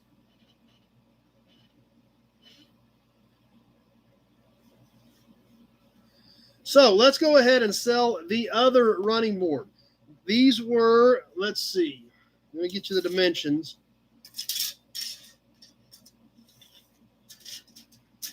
44 3/4 long. And it is 8 inches wide. So 44 by 8, almost 45 by 8. When I shipped Highlander his other one, it was $30 to ship it. So it's going to be $30 on the running board because that's what it costs to ship Highlander. So that gives me a pretty good, a pretty good base to go off of on the Model T running board. So there we go, fresh out of the barn, just like you saw in the video the other night. It's got to be the mate to the one Highlander got because it came out of the same place. So we still see the diamond stamps in it for the running board part of it. Like I said, not as clean. We've got some bolt hole damage up here. We've got the cut down here at the bottom. But there again, it's a wall hanger. So, I mean, that just almost adds a little more character. Jason said I shouldn't have bought the crate. Yeah, that's right. Highlander says they're heavy. Yeah, it's actual metal. So anyway, if anybody's interested, there we go. Let's get rolling on the Model T running board. I don't have any bids on it yet, so maybe the Highlander kind of was the man and took over on it, and nobody else is interested. So Jeff's going to jump in at 30. So let's go ahead and get her rolling. Perfect. Appreciate that, Jeff. And David W. at 40, and here we go. We are live. $30 shipping on the running board.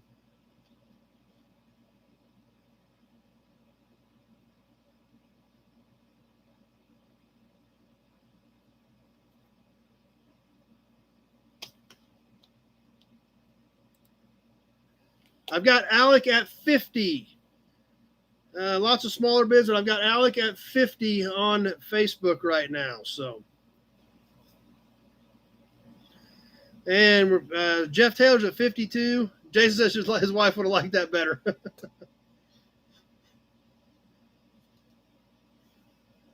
So Jeff Taylor at 52.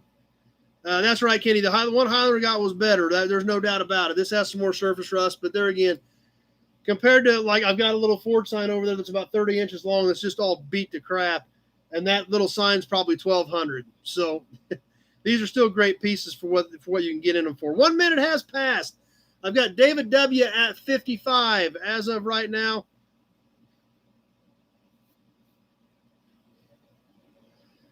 Highlander's going to pass. He's happy with the one he's got. I don't blame you. The one you got looks great, so. So Jeff Taylor at 56. 1 minute, 20 seconds has passed. Jeff Taylor at 56. 1 minute, 30 seconds has now passed. Be thinking about that max bid. We've got a lot of action on this. We may see some snipers at the end. So be thinking about your max bid. Jeff Taylor at 56. 20 seconds left. Bill Disc 150. 15 seconds to go. 10, Bill at 150. 5. And that does it. Bill Disc at 150.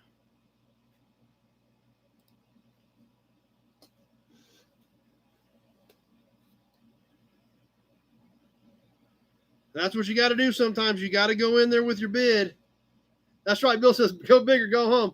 Well, and like I said, you're better off doing that, and because if there was anybody else thinking about it there those last few seconds, as soon as I said it, you probably just took them out with that bid. So because we did have time to announce it, so we got it out there before it was done.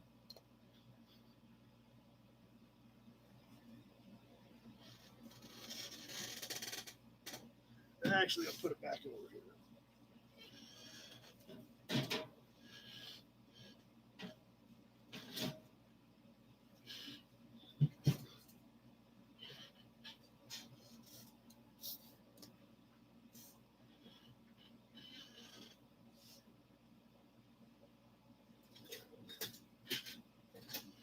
Something we haven't done in a couple weeks. We almost got to it last week and we didn't, so we need to get it squeezed in this week for sure. We haven't done any Mopar badges in a while. that's a great idea, Bill. It's going to be use it for a shelf for some old Ford models. And that really is a great size for something like that. That is awesome.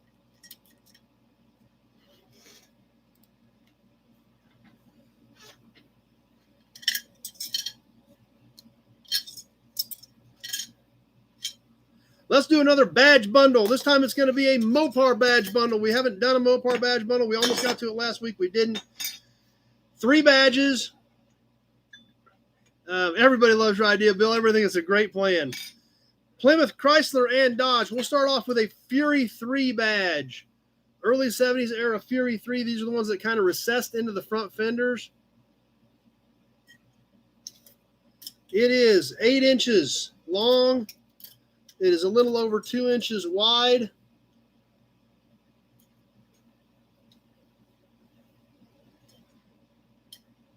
Highlander's going to jump off. He's back to vacation. Well, I'm glad you got on with us for a little bit, Highlander. That's awesome. Don't forget, you've still got $20 credit next time because you overpaid on shipping. So that's right, Fundamental the Thrasher has unleashed the Fury. So the Plymouth Fury badge. This is kind of a generic Dodge badge. That's right, Bill. When you get it done, send me a picture. We'll show it to everybody. This Dodge badge, flat mount, Dodge badge, stud mount. It is metal. It is 6 3/4. Ozark Fox is a 69 Fury, and almost an inch wide. And the Chrysler badge out of the bunch. These are all metal badges. The Chrysler is a script badge, probably 60s or late 60s or into the 70s. The Chrysler is about 5 inches long. And it is about just over an inch on the C on height. So there again, all 3 badges, 1 money on the Mopar badge bundle. And I've got Alec at 20 on the Mopar badge bundle on all 3 pieces. Sebastian at 20 as well, but I got Alec at 20 first on the badges. And let's kick this thing off. We are live. We are ticking along. I've got Sebastian at 25.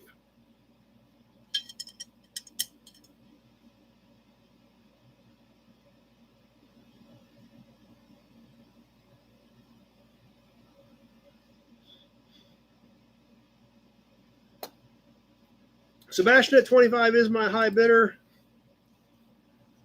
As we come up on the 30-second mark, so these are all original metal badges.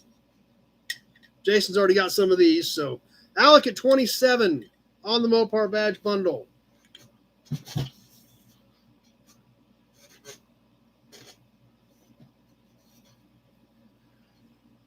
Alec at 27 is my high bidder. 45 seconds has passed, working up towards the 1 minute point.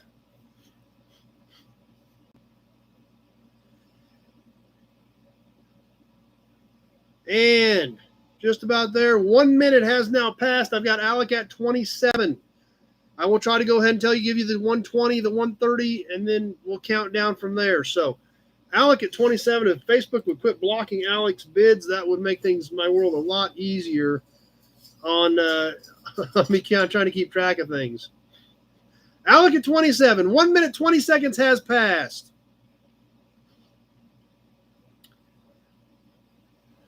And now 130. We are now past 130. Be thinking about your max bids. Everybody's kind of laying low on this. I don't know if these aren't that popular or if everybody's laying low. Alec at 27. 20 seconds left to go. 15. Alec at 27. Tweely D at 30. 10 seconds. 5. Tweely D at 30. Alec at 40. And that does it. Alec at 40. That was a really good move, Alec, because I had Charles come in at 35 right after that. So if you hadn't gone to 40, you'd have got sniped. So I got Alec at 40 on the Mopar badges.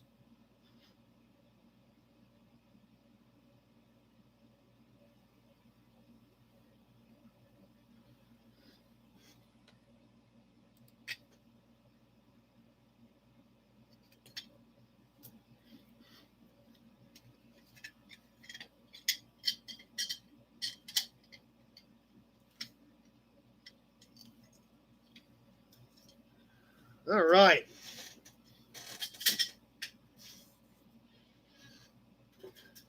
Let's do another barn piece.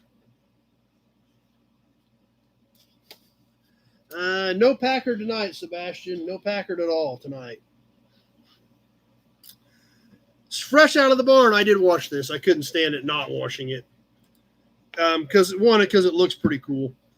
And we did see this in the video. It was in the stack. I pulled this out of a box in the upstairs of the barn. This is a late 40s era Chevrolet cap.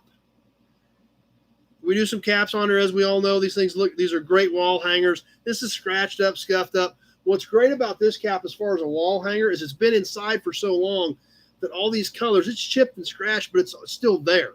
So the original colors really pop. When these things sit outside, Mel's not messing around. We're at 25 right out of the gate on this one. But it's got a great look. The chrome has great shine. The scuffs, scratches definitely show its age and its character. Kenny at 50. Whiskey Zach at 45. Kenny at 50. But, it's a nice cap, but it's a wall hanger is what it is.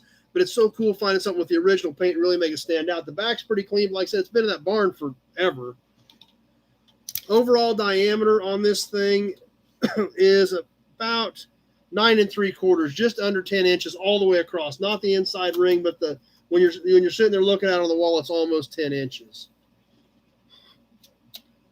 So Norma at 60. And let's go ahead and kick this thing off. We are live. I've got Norma at 60. That's right, Eloy. It is late 40s Chevrolet cap. So like I said, this is fresh out of the barn. It was on the video the other night. It's just a wall hanger probably. And, it's kind of banged up. That's right, Thrash Metal. It's totally metal. It is. It is actually all metal. No doubt about it.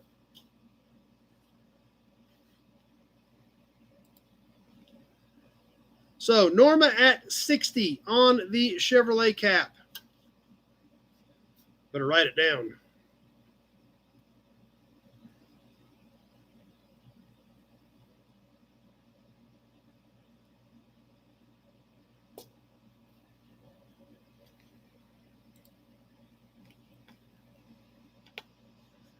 Coming up on the 1 minute mark, I've got Norma at 60.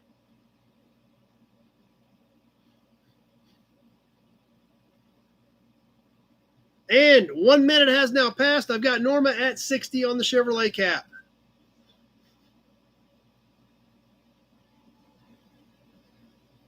Sebastian, I know most people rock perfect caps on the wheels, but rough ones deserve to roll as well, too. Yeah, and for a driver, this thing has such a good look to it. It might work for a driver. Norma at 60, 1 minute, 20 seconds has now passed. Going up towards that minute 30 mark. Kenny at 70. 1 minute 30 has passed. I've got Kenny at 70.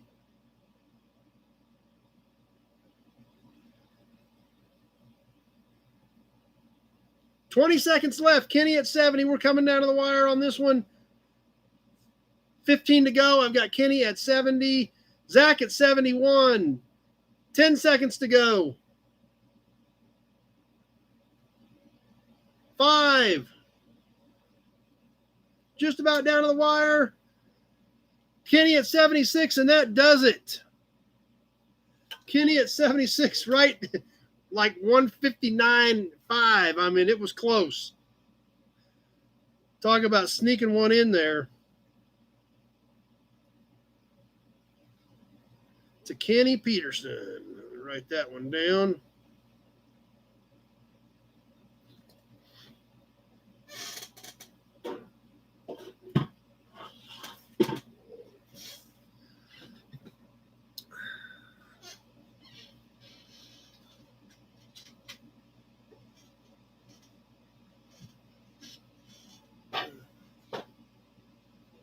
Who wants a can bundle? We did a 2-can bundle. How about a 3-can bundle?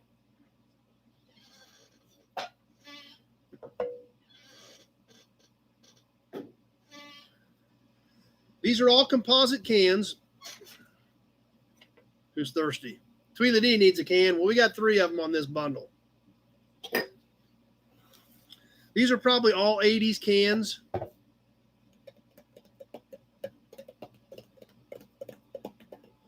Starting off with a silver Phillips 66. We've had various ones of these on here before. Silver, gold, white, different ones. This is a silver Phillips 66, white stripe. This is empty. It was drained at the top, but they punched small holes in it, so it doesn't look too bad. The backside has the Phillips logo as well as the white stripes going around on it. Bottom's in good shape. Composite can. Like I said, not super rare, but there again, these are composites. These will literally fall apart when they're not taken care of, when they're left out in the weather or exposed to any sort of elements. Can number 1 on the can bundle. Can number 2. This is kind of a plain can, but I love the color. Kevin, do you come across door screen pushes very often? We sold one about a month ago. We sold a rainbow bread door push about a month ago. Jess got it. Jason's on a fridge run. Jason said number 1 won that can once in trivia. I think you might have one of those, Sebastian. I don't remember. I'll have to go look in the tub. This next can is really a plain can, but the colors pop to me because it's so different. Arco, Atlantic Richfield Company, LA, California. And that's all it says, Arco plus motor oil, but it's this bright green. And that's what really stands out to me. This is full. I will drain it. So the top is brand new. The bottom is brand new. Like I said, there's no cool graphics, no animals, no vehicles. But the green, it's not a very common green on one of these cans. Pete Dixie likes the Arco colors as well. So there's can number 2 in the can bundle. Can number 3, Conoco Fleet Motor Oil, multi-purpose, premium protection for gas and diesel engines. I think we sold one of these a while back. We haven't done I think we may have gave one away and sold one, but we haven't done it very many times, that's for sure. So Fleet, Conoco Fleet. New, I will drain it out of the bottom on the Conoco Fleet. Fleet lettering is pretty cool. Conoco across the top, white can. So all 3 badges, 1 money. These are, like I said, these are starter level cans. These are, composite cans, but there again, they definitely stand out, and that's the point of collecting this stuff, so that you have cool stuff on the shelf and makes it a little bit different. So anyway, if anybody's going to get it started off, or maybe nobody's interested in them, I don't know. We'll see. I don't have any bids on them yet, so we'll see if anybody's going to jump on these or if we're going to skip them. Thrashmail says it's fine to use. Dinosaurs are like 200 million years old. So, oh yeah, they're actually, I don't know if they were all hung up or what, but they're coming in like crazy now. Eric at 30 is our high bidder. I wonder if something got hung up because boom, there's like 5 of them at the same time. So Eric at 30 on the on the can bundle, and we are live. I've got Eric at 30, Dennis at 35 on the can bundle. Let me write these up.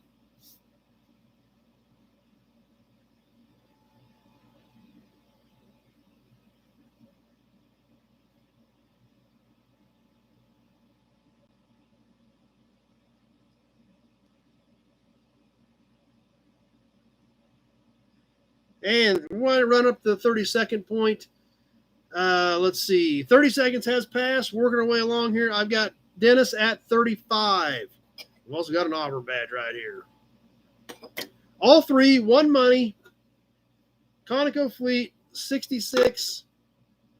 And the super cool, maybe it's because I bought a pea picker. Maybe that's why I'm on green right now. But the green really stands out on this to me. All for 1 bid. Dennis at 35 is my high bidder on the can bundle. 1 minute has now passed. We are on the back side of this, working our way towards the end. Dennis at 35. That's right, Thrashmill. No expiration date because it's already 200 million years old. Good point. 1 minute, 20 seconds has passed. If you're thinking about jumping in on these, now's the time.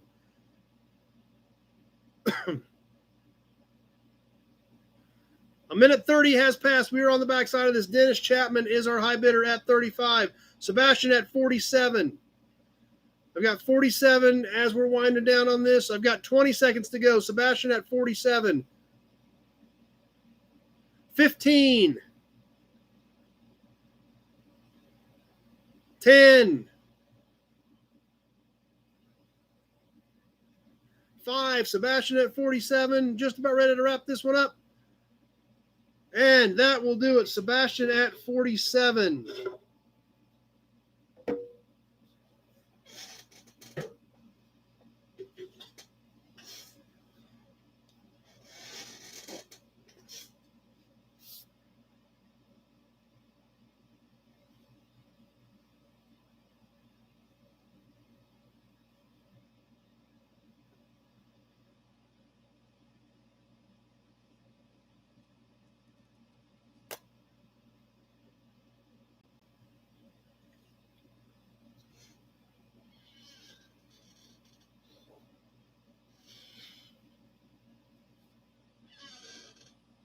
Oh.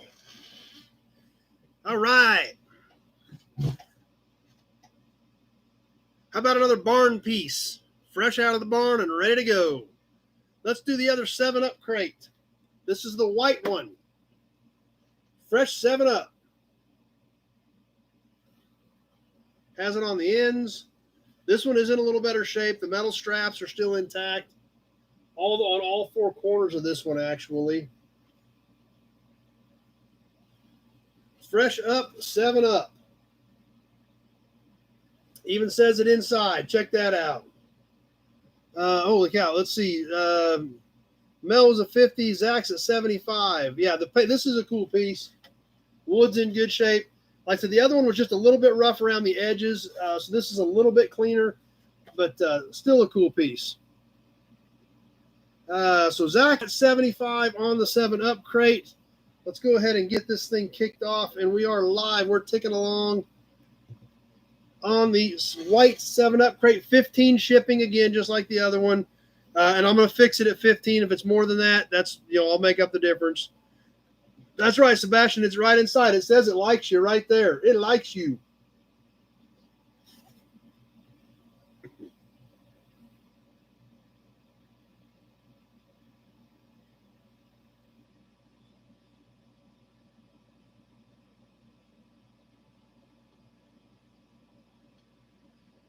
All right.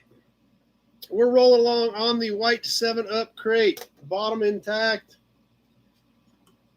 And I've got Whiskey Business Zach at 75. So Jason's already got his beer crate. Who else needs a beer crate?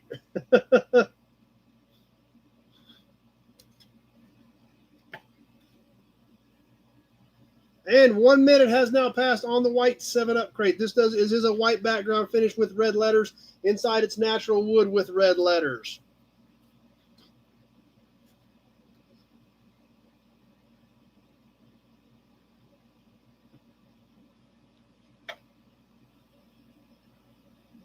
One minute, 20 seconds has passed. Whiskey Business Zach at 75. 1 minute, 30 seconds has passed. We're getting down to the wire. I've got Whiskey Business at 75 on this one. And just remember, it likes you. 20 seconds left.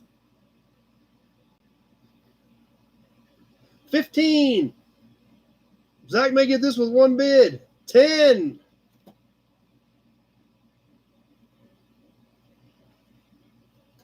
Tweedledee at 76. And that does it. Tweedledee snuck in there right at the end at 76, and Zach came back at 77. We were already at 205 at that point.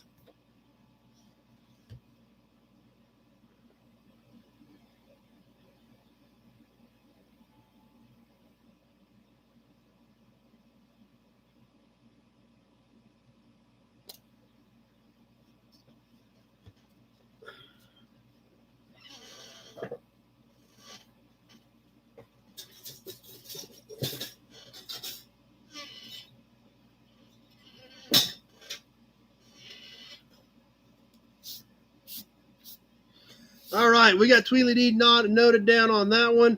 Ready to keep moving. Alan NC, Chad, if you keep selling pieces, you have to do more barn digs. I know, that's true. And actually, the reason I'm doing some of this tonight, one, we just all saw the video, but two, I just need to get some of this kind of bulky stuff. Either it needs to go back in storage, or I just need to sell it and package it up and get it out of here. So that's what we're doing there. License plates. We haven't done any license plates in a little bit. We've got some more emblems to do. So let's do. I got 2 license plates out here, and they are killer. They're actually killer plates. Auburn badge. Yeah, Sebastian, this is the next raffle piece. This is this month's raffle. Giving it away September 4th on that piece. We'll do one of these plates, and then we'll sell something else, and then we'll sell the other one because these things are pretty awesome.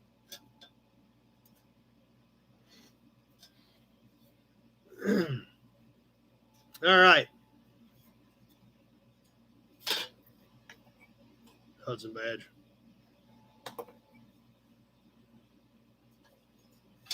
How about, this is a Missouri plate, actually. Like I said, I get into some of the, a little bit of the surrounding states, not much, but I do occasionally. Like I said, I'm digging through boxes. I'm finding some plates laying around that I basically forgot I had. If you guys didn't catch last Toy Tuesdays on that epic plate collection I bought, you definitely want to catch those. And from here on out, like I said, I've been stashing handfuls of license plates for years, thinking one day I'll put a collection together. I bought that other one. So as I'm digging through piles, there's going to be a lot of cool license plates coming up, probably for a long time. But this one here, like I said, this is Missouri, but this thing is awesome. Now, Kenny, it's not a war plate because it's too old. It's too old to be a war plate. How about a 97-year-old 1925 Missouri? Yeah, this thing is cool. Backside, it's got surface rust on it. There's no doubt. The surface rust has definitely affected the letters. This looks like it was green. It was a green base, and you can still see some of the green up here. Sebastian's starting us at 40. Kenny's at 45. The letters, I think, were like yellow or orange, but there's not a lot of paint left on the letters.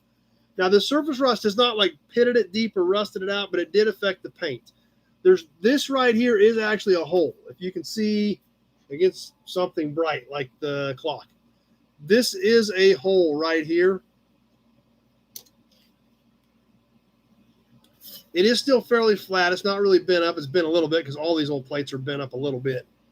142-319, 1925 Missouri license plate. I've got Norma at 50. Let's go ahead and get this thing rolling on the timer, and we are live. I've got Norma at 50 on the 1925 Missouri plate.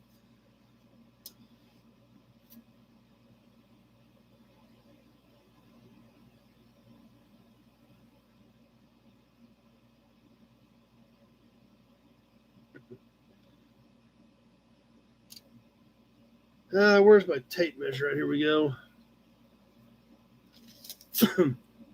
This is a little bit bigger than a standard size plate. It's almost 14 inches. And it is almost 6 across. So it's a little bit different than a normal, a little bit longer than what a normal plate would be we would think of today. So anyway, I don't know. It's got holes up here and holes on the corners. I don't know if they made them that way or what. I don't know if anybody knows for sure. It's 97 years old. I doubt there's anybody to ask. Norma at 50 as we hit the 1 minute mark.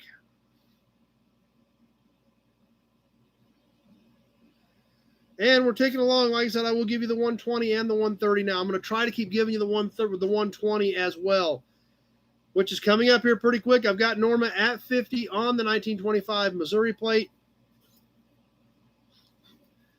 120 has now passed. So be thinking about that max bid. I've got Norma at 50, and 130 has now passed. We're down to the wire. By the time you see this, we're going to be just about done. Norma at 50. 20 seconds left. Sebastian at 60. 15 seconds to go. I got Sebastian at 60. 10 seconds left. I've got Sebastian at 60. These other bids are coming in, but they're too low. Just down to the wire. Here we go. Just about done. And that does it. Sebastian at 60.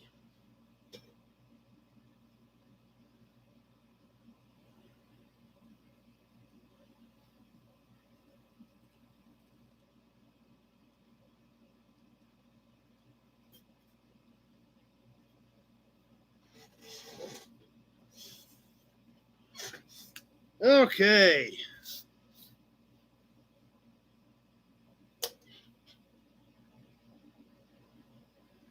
Jeff Dev says we're having great auctions tonight. Yeah, we are. We're having a lot of fun. Let's do another badge bundle. Another badge bundle, another license plate. Need to do another can. I got one more big box that's kind of cool, and I have no idea.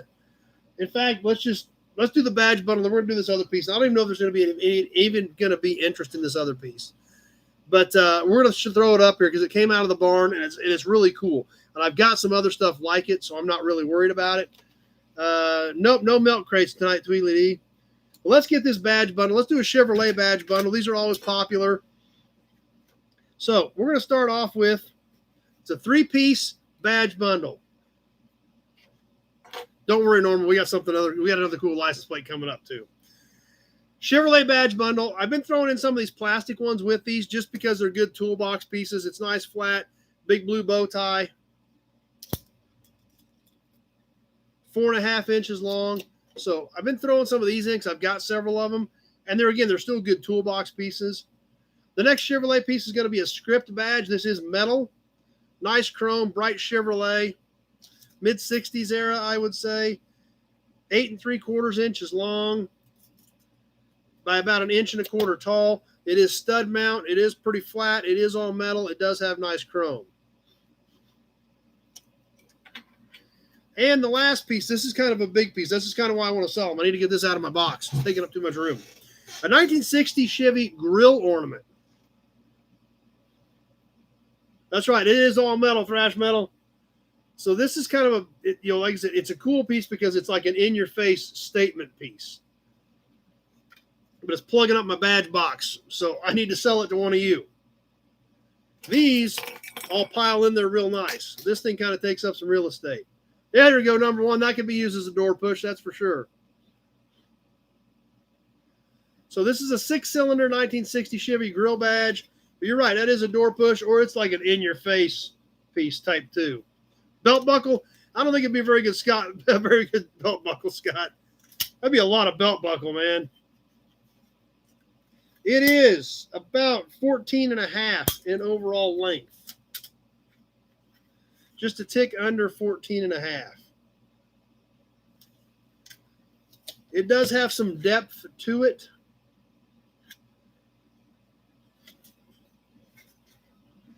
And it is about 2.5 tall.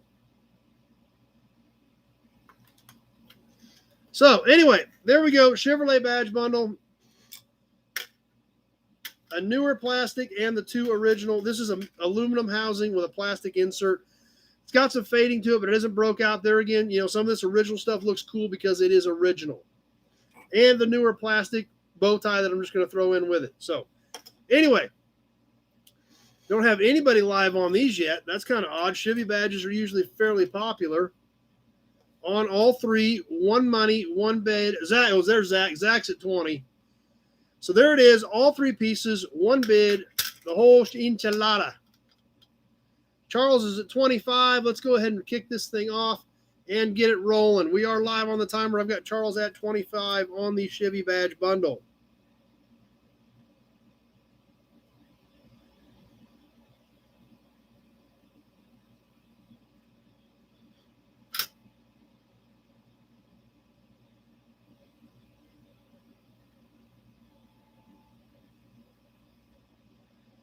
Just keeping my stuff together here so I know who's buying what. And 30 seconds has passed. I've got Charles at 25. Come on, cooperate. Stand up there so everybody can see you. All 3 pieces, 1 money. Charles at 25. John, great show. Got to run. I graduated for a while tonight. John, appreciate you being here.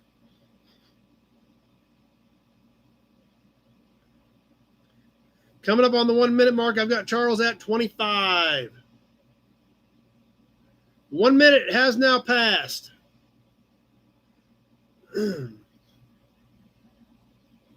Sebastian loves the big one, but I don't think my wallet wants to budge. Yeah. Bud at 30.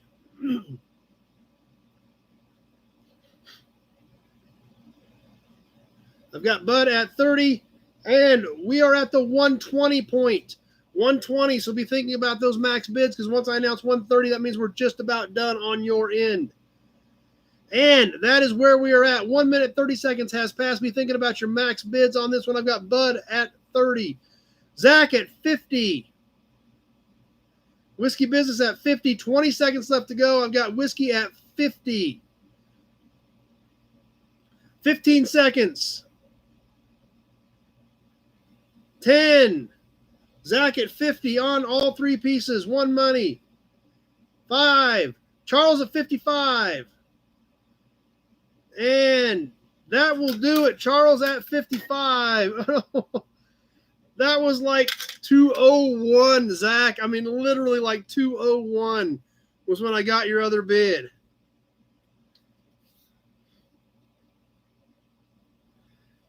So I've got Charles at 55.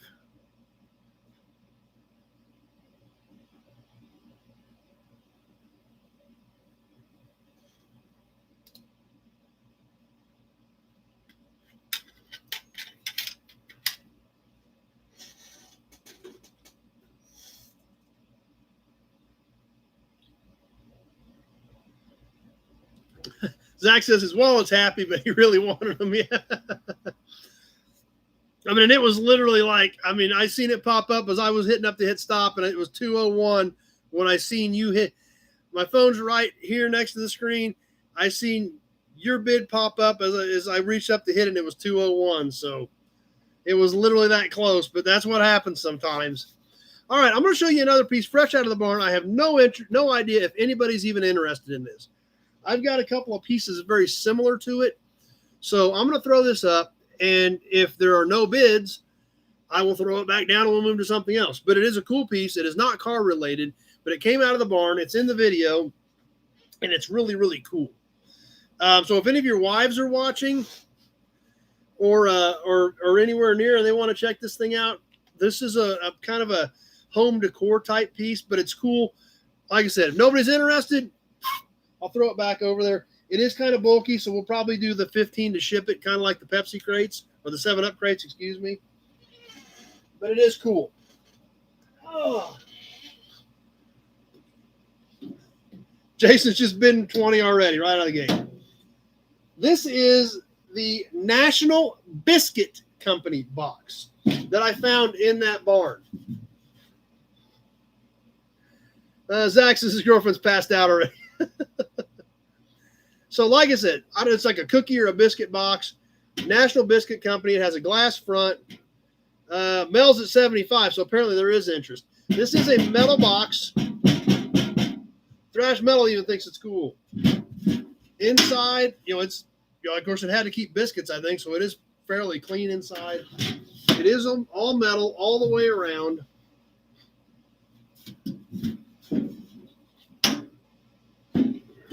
And so the National Biscuit looks original in there.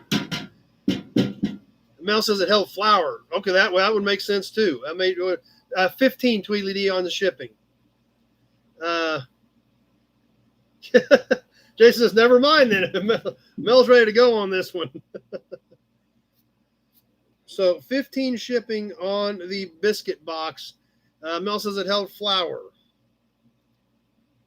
It does have a little bit of weight. I mean, it's not super heavy, but obviously it's all metal. Whiskey. Zach said these biscuits and gravy now. That actually does sound pretty good right now, Zach. But on the metal National Biscuit Company box.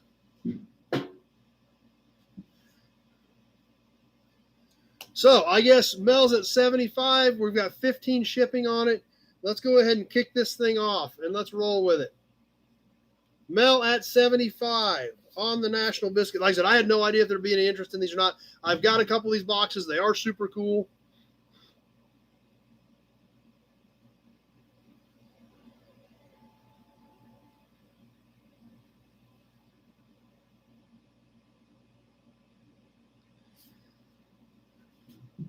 Mel's already got a few 7-Up boxes, so this is perfect for him. Perfect.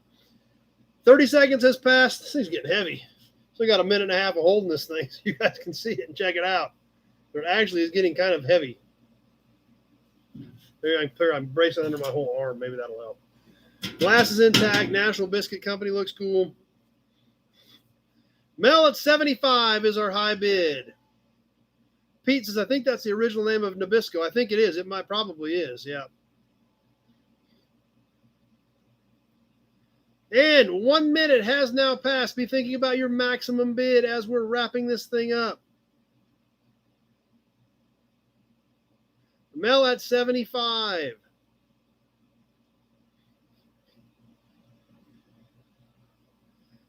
And we're coming up on the minute 20 mark. Minute 20 has passed. Anthony's getting thirsty. We're going to give you one of those. Be thinking about your maximum bids.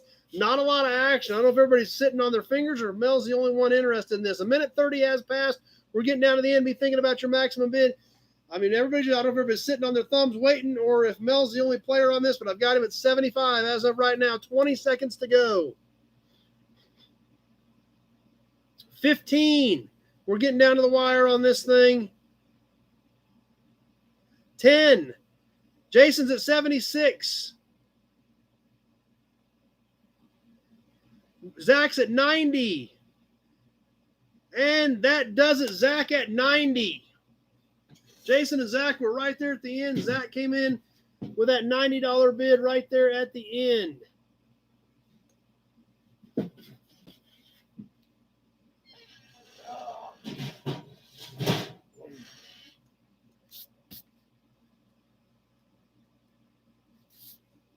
Jason was trying. Well, he was right there at the end too, so.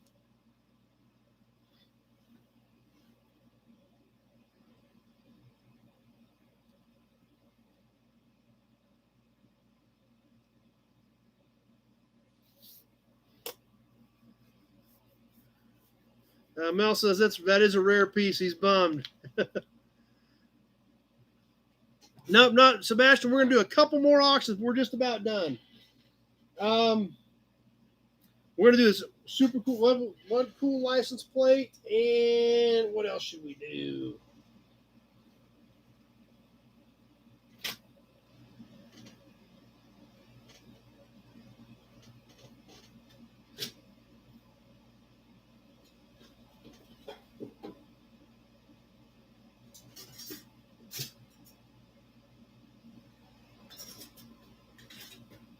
All right, we got 2 pieces left. We're gonna do a horn button, and then we're gonna do the last license plate. Auburn badge. Nope, nothing with Dr. Pepper tonight, bud.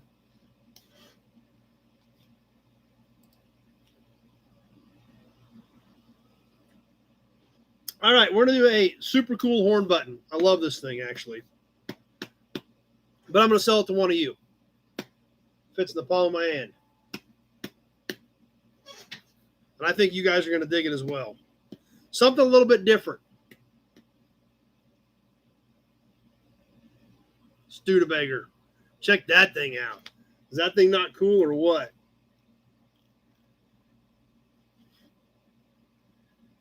So let's see. Still got a few on Facebook. I don't know. I haven't seen anything out of Alec. Alec bid on something a little about 10 minutes ago, but we don't have anything else going. So hope you guys on Facebook are still hanging in there. Tweedledee at 30 already. Okay. Number 1, no toys. I had 1 toy in here, but I don't think we're going to get to it tonight. Number 1. Jason says I'm killing him. Thrash want to put that sucker on a bullet nose turret. Yeah. Kenny at 35. Okay, Alec is still there. Alec, okay, there you are, Alec. Perfect. You're already outbid, Alec, but I'm glad to know you're there because I've got Kenny at 35. It is obviously faded, Some of the colors are obviously faded. You can definitely still make out the Studebaker in it. You can definitely make out the logo here. It has kind of a thin, shiny edge around it. The back is intact. It's not all busted up or shredded. It is about a 3-inch in diameter piece.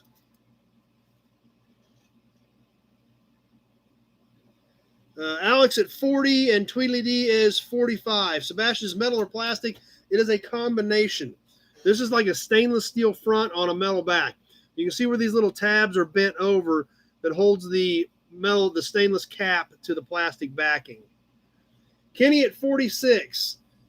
Scott says, just sitting there keeping quiet on Facebook. That's perfectly fine. Zach is at 50 on the Studebaker horn button. Let's get this thing live on the timer since we've seen it. We've got the dimensions, and we are ticking away. Zach, Whiskey Business at 50.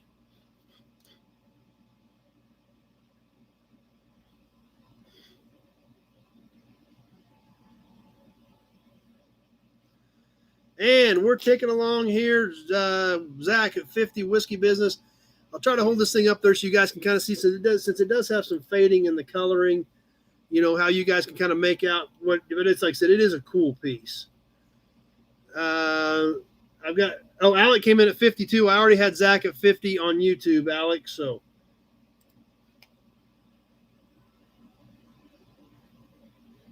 Like I said, it's got this, you know, you could actually probably even cut that off if you wanted to put it somewhere else or, you know, glue it to something else or tape it to something else, so.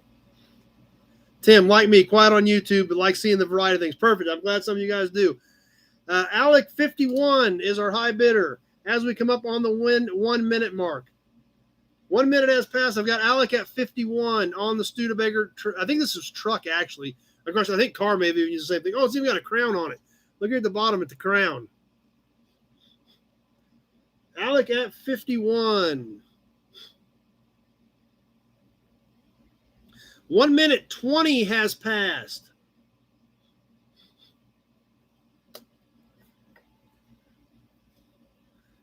And we are at the 1 minute and 30 mark. Be thinking about your maximum bid. There's been an awful lot of action on this thing. There might be some snipers sitting there in the wings as we come up on the 20 seconds left. 20 seconds left. Scott says it's 49 to 64 truck is what Scott's telling us. Alec at 51, 15 seconds to go. 10. Alec is the high bidder at 51. Zach at 52, 5 seconds to go. Charles at 60. And that does it. Charles at 60. I figured there was going to be something. And then Alec came in right at 60 as well, just a couple seconds after that. So Charles at 60. That is a cool piece, though.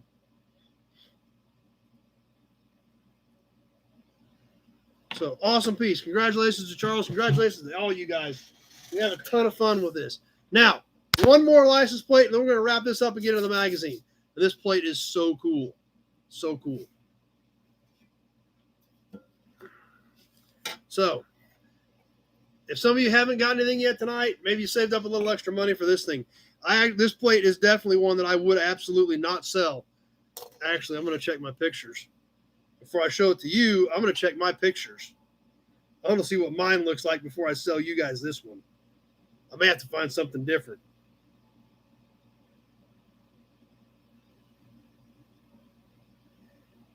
Because this thing is so great. I mean, I would never sell this if I didn't have this other collection that I just got. Okay, I think mine's a little bit better. So we're going to sell it. Mine has a little bit more color than this one because this one still has good color. Zach says too late. I haven't showed it to you yet.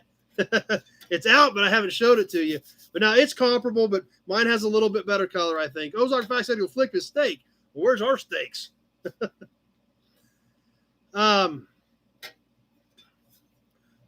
Once again, Jason's just going to bid 30. He don't even care. He's just going to bid 30. This is a Kansas plate. And once again, we're going to back up 97 years to the year 1925. Don't tell me this thing doesn't look awesome. Jason's just throwing more bids out there at 35. This is a little bit longer plate than what we're used to. David W is at 40. Height-wise, it's pretty comparable to our normal plates. It's about 5 3/8. Scott just says bazang. Yeah, bazang, that's a good description of it. But it is a little bit longer. Eloy's at 42. Norma's at 50. It is almost 15 inches long. Alec is at 50. I already had Norma at 50 right before you, Alec. So it's almost 15 inches long. So it's a little longer than a normal plate. Backside looks pretty darn decent. But man, this thing is beautiful. It's got colors, it's got scuffs, it's got scratches, it's nowhere near perfect. It's 97 years old, and I think it's original. I'm going to hold it up here close so you guys can see it. And let's get this thing on a timer. We've got a lot of bids on it. Norma at 75 is my high bidder. We are live. Norma at 75 as we go on to the timer. I'm going to get this thing up here close so you guys can get a good look at it. Hopefully you guys on YouTube or on Facebook can see it as well. You can see the scratches, the scratches and the chips, but also the colors. It's still in pretty flat condition, so cool piece. Norma at 75.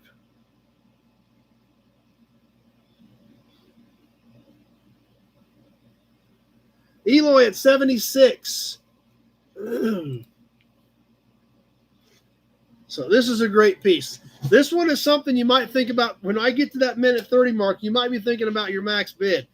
There's had a lot of interest in this thing already right out of the gate. Norma's at 100.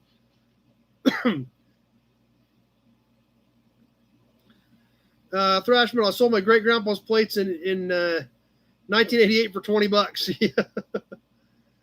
1 minute has now passed. We are on the back side of this thing. I've got Norma at 100.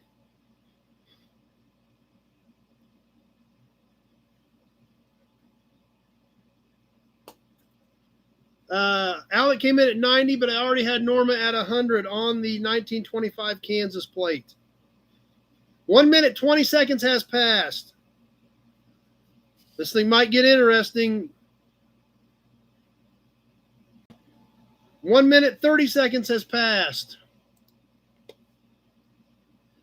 We're getting down to the end. I've got Norma at 100, but there may be snipers out there.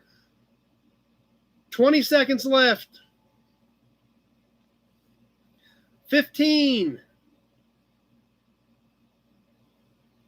Lee at 115. 10 seconds to go. Lee at 115. 5. Norma at 125. 2 seconds left. And that does it. Norma at 125. That did get pretty interesting right there at the end. But Norma slid. Oh, Lee. And Lee tried to come back at 127, just a hair late. But we got Norma at 125.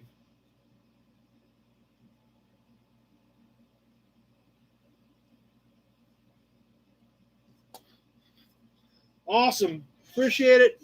Oh, Alec came in at 110 on Facebook, too. I don't know if you got some bad delay on Facebook tonight, Alec, or what, but that stuff's been coming in pretty late, it seems like. Because some of the stuff, I mean, I'm well past the 2 minutes before I even see it. So, anyway, we got Norma at 125. That was a lot of fun. Congratulations to everybody, and thank you to all of you for participating. I have fun doing this. I'm glad that you guys have fun with it, and I'm glad that you were helping build your collections, and it's super exciting. Alex says that is an awesome looking plate. It is a great piece. So I got the pile down enough where I'll be able to get out of here tonight when we get done, but we still got a lot of cool stuff. We got a lot of badges, emblems, cans, a lot of other stuff going on. So had a lot of fun with you guys tonight. That was a blast. Let's get moving on to the magazine.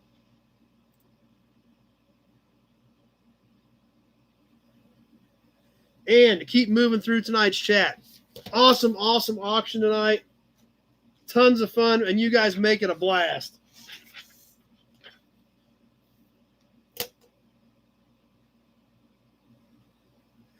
And tonight's magazine.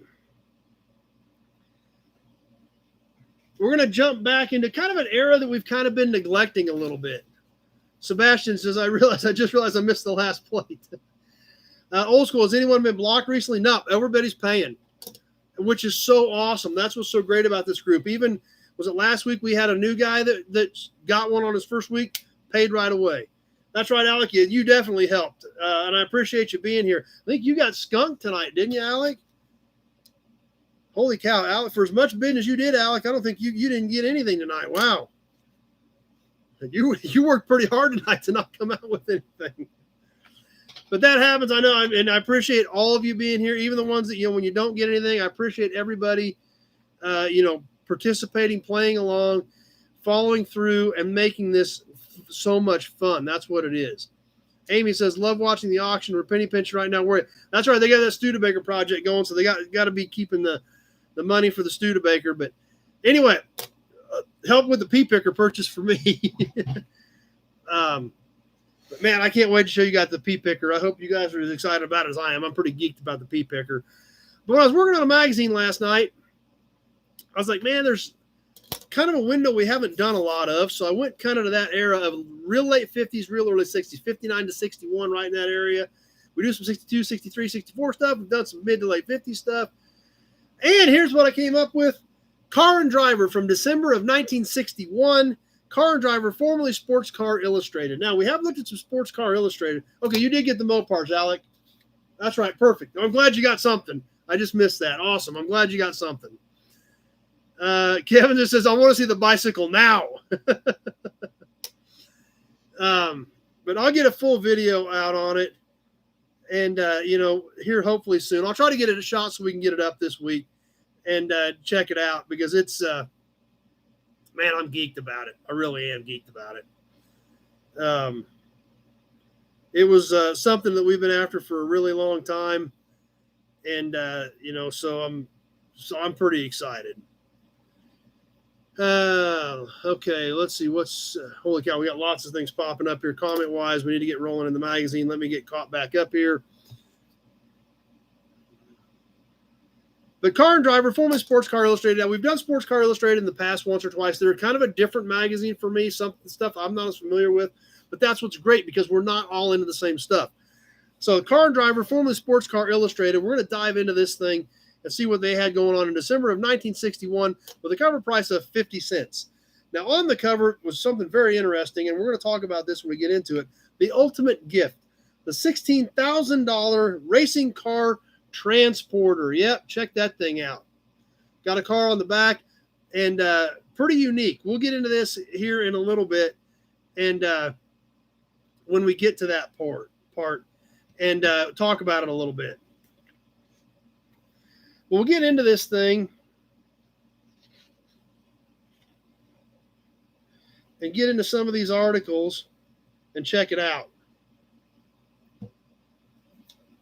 Starting off with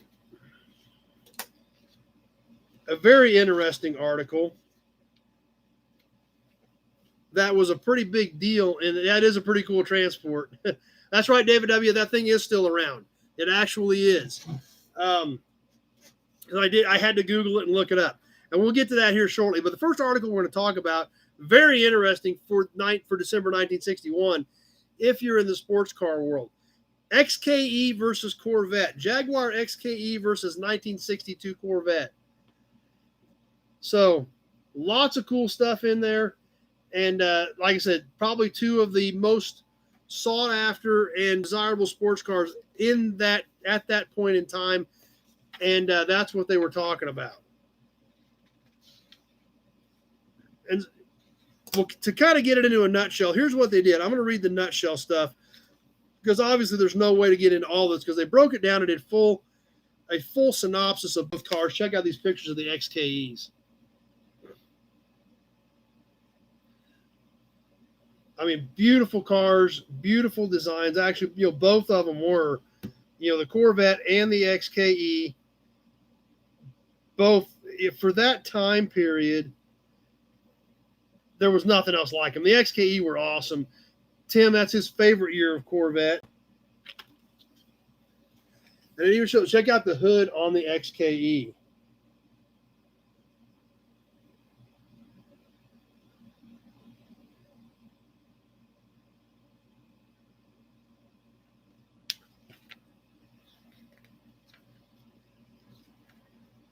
Cutaways, engine information.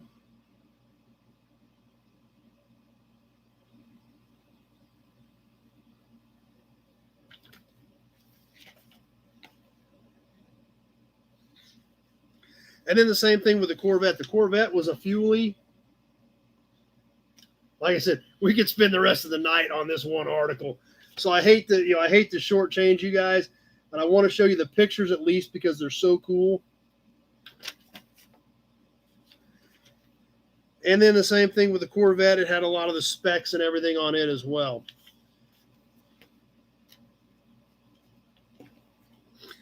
But in the actual, here at the beginning of the article, these boxes over here, we're going to go through these because it kind of gives you a synopsis of the tests. So we'll get to that real quick before we move on because, like I said, we could be here till midnight just on this article.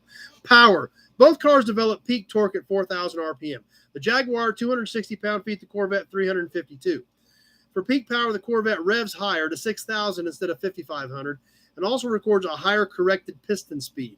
The Jaguar develops only slightly more power per cubic inch, 1.15 versus 1.10 for the Corvette. Surprisingly, the curb weight of the Jaguar is only 235 pounds less than the Corvette. So it's at a definite disadvantage in power to weight terms. 10.6 pounds per horsepower against Corvette's 8.5 pounds per horsepower. Performance. The Jaguar overcomes its power to weight handicap with an excellent rear suspension, effective at lower speeds, and fine aerodynamics, effective at higher speeds. Thus records acceleration times better than the Corvette to 40 mile per hour, but inferior above that speed, reaching the quarter a half second after the Corvette's 15 flat. The Jaguar would lose a showroom stock drag race. We drove the Jaguar at 145 mile per hour, but we were not able to test the Corvette's top speed. The latter will probably do 140 as we drove it and 145 with better gearing. The Jaguar can be expected to run near 150 miles per hour. Handling. In steering behavior test, the two cars showed approximately the same understeer at 40 mile per hour, taking into account differences in steering ratios. But at 50 mile per hour, the Corvette showed a strong progressive understeer increase, while the Jaguar showed only a mild near neutral increase. We feel the Jaguar's peak speed of 55 mile per hour against the Corvette's 50 is attributable to more to the tires used than to the cars. The Corvette needs 3 3/4 turns lock to lock versus the Jaguar's 2 3/4, but compensates in part by having a slightly tighter turning circle. Pete says, I would have bet money the Jag was heavier. Yeah, you would have thought. Livability. Though it began life with an almost impossible interior arrangement, the Corvette has been developed so as to be rated definitely more comfortable than the Jaguar. On the other hand, the Jaguar now, at the beginning, has a better relation of steering wheel, seat, and dash that augurs well for future improvement. Both cars are deficient in useful interior storage space. Shocking to no one. The Corvette does offer more trunk space than the Jaguar. Under most conditions, the Jaguar's modern suspension provides a smoother, more comfortable ride than the Corvette. The Corvette is superior in weather protection and defrosting, but neither car has satisfactory ventilation. So, big job. Almost died in an XKE at 70 mile an hour with a buddy when a garbage truck pulled out in front of us. That would have been a bad plan. That would have been a bad deal for sure. So anyway, there's kind of the synopsis of the article. Like I said, there is so much cool stuff in this article. We could be here the rest of the night just going over that. So we'll kind of keep moving because, like I said, we got a lot of cool stuff in here. And we obviously need to spend some time on that transporter because there was a whole bunch of interest in that transporter. So we want to get to that too.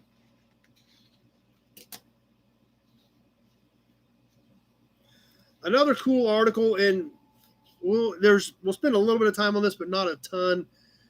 It's called Two for the Quarter. 6,000 miles apart, two men are working to revolutionize one phase of racing in their respective countries. Both are concerned with building machines to record the lowest elapsed times and highest terminal speeds over quarter-mile courses.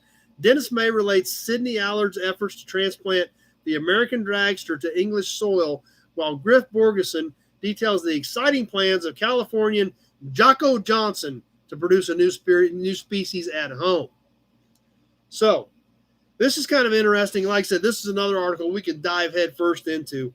But the first thing that really stood out was this first page. They're starting off with the British dragster, trying to put together an American-type dragster in Britain. Obviously, we're all familiar with the front-engine slingshot dragsters. We've seen tons of them. This is the same car. In England, they required the engines to be covered. So this bodywork covered the engine on these slingshots in England back in 1961. That was part of their rules.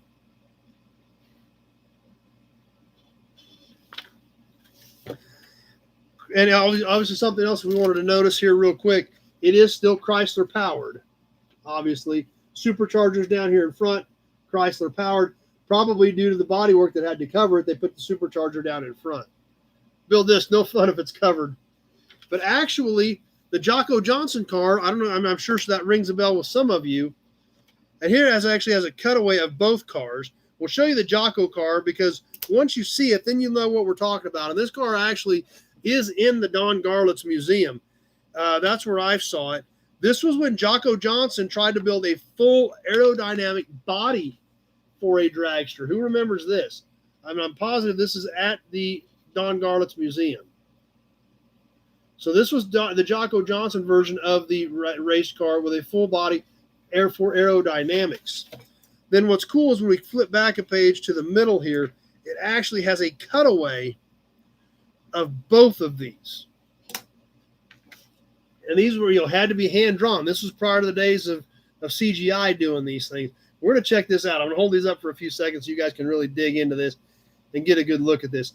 Obviously, we see the differences in the way the superchargers are set up. The Jocko Johnson Streamliner full body, it still has a top mounted supercharger. Obviously, the British car is down front. Sleeker body. This still is a little taller to cover the supercharger, but is a fully streamlined aerodynamic body. Kevin Ellis is still watching old Slingshots race on YouTube. Yeah. There again, we could dig so deep into the specs on both of these cars as to what was going on in drag racing at this time in 1961.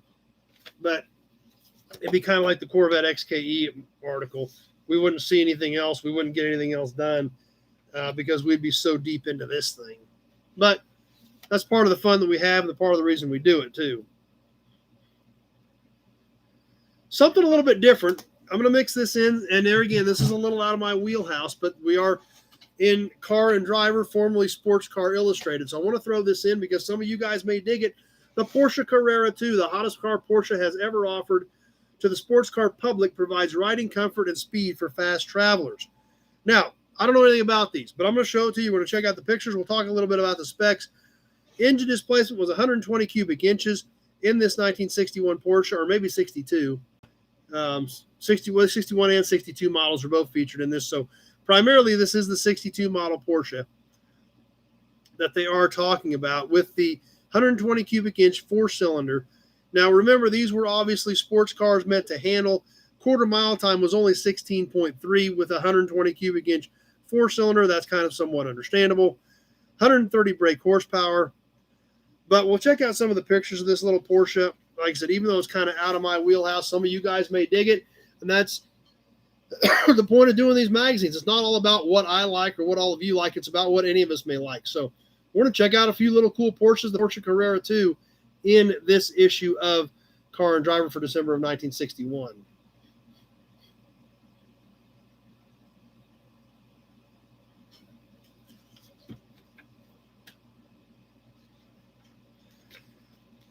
Another kind of interesting article that I actually had to kind of do a little bit of studying up on because I was kind of short or kind of unfamiliar with it. Big Guy 45 is back with us. The Monza Sprint. Blown Corvair engine and modifications to rear suspension and steering make the Monza Sprint a very attractive car for the non-racing motor enthusiast. Scott, you could do half the magazine and then the other half next week. Yeah, you could. But because there's so much cool stuff in these, but it's just, like I said, but there again, we could do that anytime. No matter anything we grab, we could do that with. But this Monza Sprint, I thought this was kind of interesting. And when you look at the pictures here, if you look real close, this is kind of why I had to dig into it here. It's got this metal, it's like pulling a metal screen off of the grill. It's got this 3-spoke sport steering wheel. It's got some odd modifications, so I had to do a little bit of digging on this thing. Let's see. Leo says those little Porsches were cool. Number one, quarter miles took a while, but you could do a 90 at 90 in one of those Porsches. Yeah. You can take a 90 at 90 in one of those. That's true. You can take a 90-degree corner at 90 mile an hour. Big guys, wish this was vinyl records playing in the background. Wouldn't have been fancy and nice. Cool stuff anyway, though. I'm glad you're here, big guy. Kenny's digging the magazine tonight, too. Most people who buy sports cars do so with no intention of racing them, and often for a number of reasons that need no explanation to enthusiasts. Become disenchanted with their choice and begin to look around for a car that will carry 4 people in their luggage, yet retain a certain amount of distinction, satisfactory performance, and comfort. This explains the soaring popularity of the Grand Touring car, with which European and American manufacturers alike have found a fertile seller's market. The sales success of the Corvair Monza 900 is a prime example of this, but being a car fancier is a disconcerting business. It seems that no matter what, you have inevitably want a little bit more, whether it be power, comfort, or styling. Racing driver John Fitch has recognized all this and is offering for sale his concept of the American GT, based on the Corvair. He calls it the Monza Sprint. So basically, this guy was taking a Monza Sprint and then turbocharging it and put the screen on the front like a rock guard, and basically kind of, making it a little fancier, a little flashier, with a little more pep to get into some of this stuff. Dolls it up with a chrome-plated wire mesh screen running full width, which serves as a pebble and a rock guard. Transforms the roof line by adding a black textured material to give it the appearance of a padded top. So they're basically, probably rhino lining the top, essentially, is about what it amounted to. The capping touch is 2 dark metallic blue stripes running the full length of the car on top of the fenders. The result is distinction without gaudiness. It's tasteful customizing and does improve the looks. To make sure the car will go as well as it looks, John offers a power kit on the 98 brake horsepower factory optional engine. In the case of the car we tested, it was had a Paxton blower on it, giving a modest 4 psi boost and dual exhaust, providing a pleasant burble in keeping with restrained changes of the rest of the car. Handling is improved to the stock Monza through the use of special rear coil springs, which result in 2 degrees of negative camber and a higher spring rate, coupled with different shock absorbers. The net result is a better behaved rear end, well suited to fast driving over virtually any surface. So, shocks, springs, a small Paxton blower, and a rock guard, some stripes, and a different top, and made a fancy Corvair out of this thing.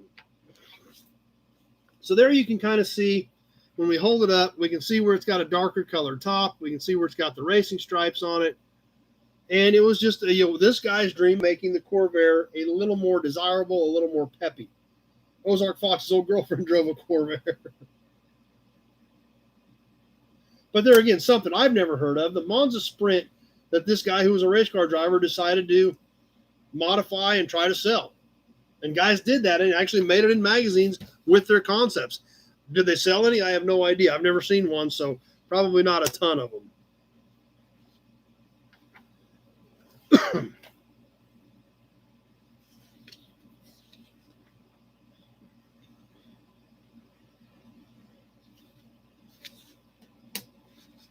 And now,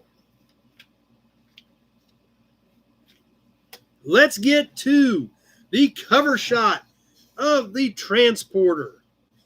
Now, this is actually only a 2-page deal, and I'm going to give you the gist of this thing. And there are 5 more pictures here that we can check out. Only color picture is right there. That's the only thing we've got in color on this race car hauler. David W. Rear camber cars look broken. Kevin, hey guys, hate to go, but I got to get up early. Everybody have a great week. Appreciate you being here, Kevin. Can't wait to see the bike. I can't wait to show you the bike. I'm pretty jacked about the bike. But anyway, this racing car Transporter. Start the 62 season with a psychological advantage. With this Transporter, you can completely shatter the opposition. As unique as it is useful, this sports car carrier may solve all of your problems. If you know a sports car owner who has everything, fame, fortune, and a Ferrari, here's the answer. The ideal Christmas gift: a customized car carrier that can beat an MG off the stoplight and corner with a Porsche. Shortly after the close of World War II, a small, wiry, explosive midget driver fought his way to second place for 2 years among USAC-rated West Coast pros. Although 30 when he started, racing experts predicted a great future for Norman Holtkamp. The next year, Holtkamp stopped racing, switched from driving to mechanics, The experts were still right. Holtkamp became one of the West Coast top tuners, and he was actually on Tony Ruttman's team when they won the Indy 500 with an Aggie car. Later, he became a top sports car handler, too. Not long ago, Stuttgart buzzed with the news of Mercedes special built carrier. And I remember that. I mean, I'm sure a lot of us have seen pictures of the Mercedes race car carrier back in the 50s. I think it was blue, had the big Pentastar on the front. Kind of, obviously back then they were hauling stuff on single axle open wheel trailers. So it was definitely a different deal back then. So he got the idea from the Mercedes transporter they built in the 50s.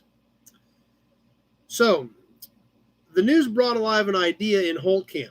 The result, after 9 months of work, is this sleek, modern transporter capable of carrying a ton of racing machinery at speeds over 112 miles an hour. Although the $16,000 price tag may seem a trifle steep to weekend racing enthusiasts, considering that new Corvette was probably like $4,000 back then, $4,000, $4,500 if I remember correctly in that ballpark. So you could buy 4 new Corvettes for what this thing cost. Holtkamp has aimed the truck toward professionals and expects to sell 4 or 5 a year. He was absolutely right when he says, for the serious racer, this is the only way to go. Holtkamp built the prototype chassis from a Mercedes 300 sedan, cutting 20 inches from the center of the chassis, welding the joints with gussets and plates. Front and rear axles, differential spindles, running gear are all stock Mercedes. So literally started the project with a Mercedes because of the Mercedes idea. Suspension front and rear is torsion bar, and the rear Holtkamp has retained the standard Mercedes electric load leveling bars. Up front, he installed Porsche torsion bars mounted transversely. They are adjusted manually. The 2 runways which cradle and support the car are mounted to the chassis by a series of 2 and 3 inch diameter tubes. These are strengthened by a space frame design which runs from the rear of the cab to the rear bumper. The superstructure at the nose of the El Camino cab, yes, it is an El Camino cab.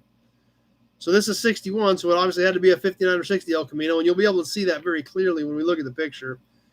And after the cab, around the runways to the tail is shaped of 3/4 inch thin wall tubes covered with hand-shaped panels of hardened aluminum. The 10 panels were rolled and shaped by Troutman and Barnes, famed Los Angeles builders, and finished by Holtkamp. All panels, including the 2-section full belly pan, can be removed in less than 7 minutes.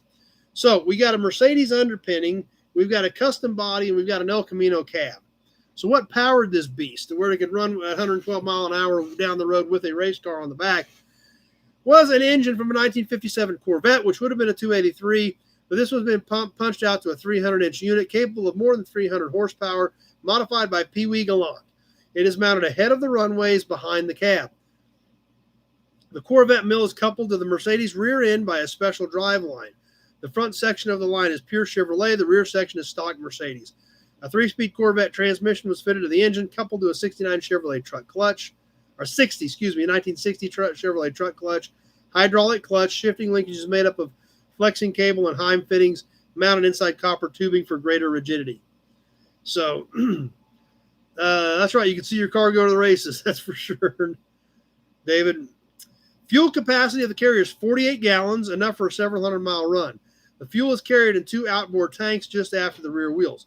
Holtkamp has mounted a 36-gallon water tank forward of the fuel tanks to act as ballast when the carrier is empty. The additional weight, some 300 pounds of water, gives the rear end weight needed during braking. So if you didn't have a car on it, you had to put 300 pounds of water in this water tank to keep this thing stable. Steering linkage, which leads aft rather than forward, as it does in a stock Chevy, has been adapted from 4 forged U-joints, tubing, and a B25 bevel gear flap control box. The gearbox is mounted beneath the cab. 2 U-joints and a short section of tubing connect the steering wheel and the gearbox. Production versions will be built on a full El Camino wheelbase, approximately 120 inches, with standard Chevy parts replacing the Mercedes section. So this one, being the prototype, had Mercedes driveline. The plan was to go full Chevrolet driveline in future production models. The carrier in that form will be able to be serviced and repaired at Chevrolet dealers across the country, providing they don't faint when you pull in with it. So anyway, there it is, kind of in a nutshell. Now let's check out the pictures. I'm going to hold this one up for a second, all the way up to the camera, so you guys can get a little better look at this thing. Because obviously, on the front cover, we can't see a ton of it. So we're going to get a little better look at it now. Like I said, we'll hold this thing up here so you guys can kind of see it. Obviously, you can definitely see the El Camino cab there. The transport part on the back, the engine. There's where they're building the nose of it, obviously. Car on the back. And some of the chassis and suspension work. So I'll let you guys check that out as we get into the next section of this. I did Google this. It does still exist. I found an article from 2018 that stated this was being restored. Now, this was actually used for a few years in the 60s to haul a race car, and it actually hauled a Cheetah, which was a sports car that was Chevrolet powered that was somewhat of an attempt to compete with the Cobra. Never really took off. There are a handful of Cheetahs out there, but they were Chevrolet-powered sports cars that, in theory, were going to compete with the Cobra. Never really happened, never really took off, but that's what this actually is called now, is the Cheetah hauler, because that's what they used it for after it was built for a few years, which probably would have been into 62 and 63, because I think 63, I know they were racing Cheetahs. So that 62, 63 window is right when they were running the Cheetahs and using this to transport it. So definitely a very interesting tidbit there.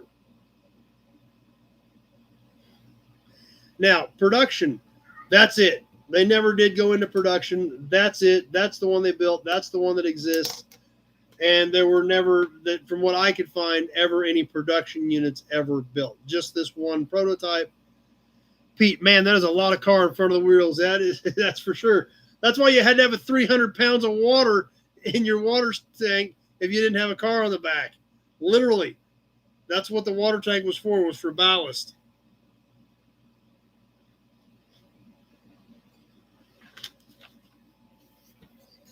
So definitely something interesting there.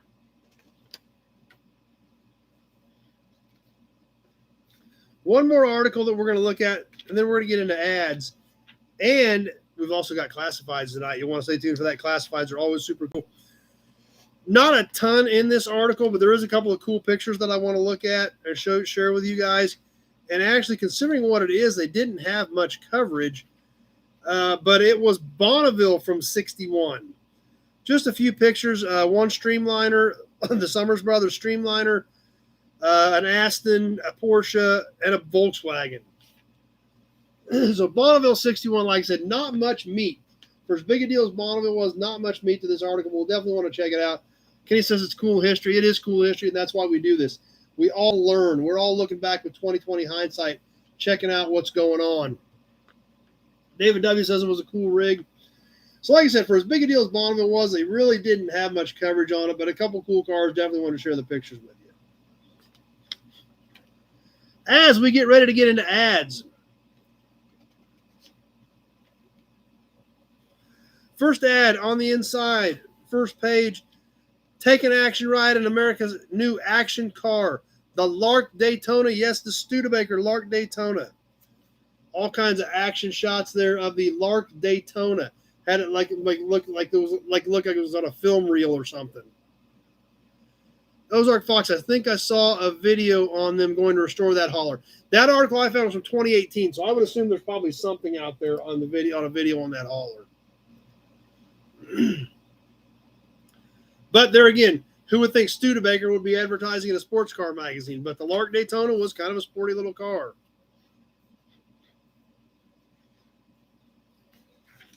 Once again, something out of my wheelhouse, but hey, maybe not out of all of your wheelhouses. So we're going to check it out. Exciting news from Alfa. Alfa Romeo, famed 2000 Spider, reduced to $39.95. They actually threw a little red in there on the Alfa ad even.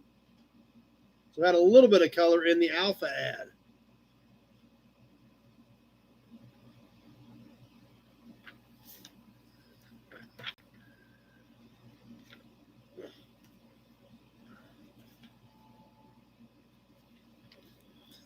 Dodge. I had no idea Dart 440 would accelerate like this. It's an amazing machine.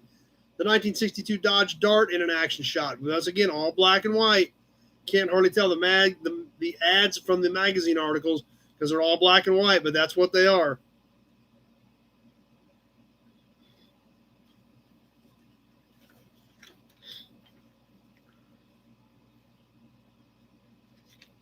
I found this other ad kind of interesting since we did the Tempest wagon video here recently. Call it the Tempest Le Mans. The little 62 Tempest convertible. We did the 62 Tempest wagon video the other day. They're, again, all black and white, but definitely an ad that catches your eye more so than some of the others, just because of the photography of the car. Number one, every car named Daytona was a burn, not counting wing cars. Remember that front-wheel drive Dodge Daytona? Yep. Definitely remember those front-wheel drive Dodge Daytonas. I thought a lot of them were pretty cool cars. They made Shelby Daytonas. They made IROC Daytonas. So, yeah, those were kind of like those front-wheel drive ones. But there's the 62 Tempest Le Mans convertible.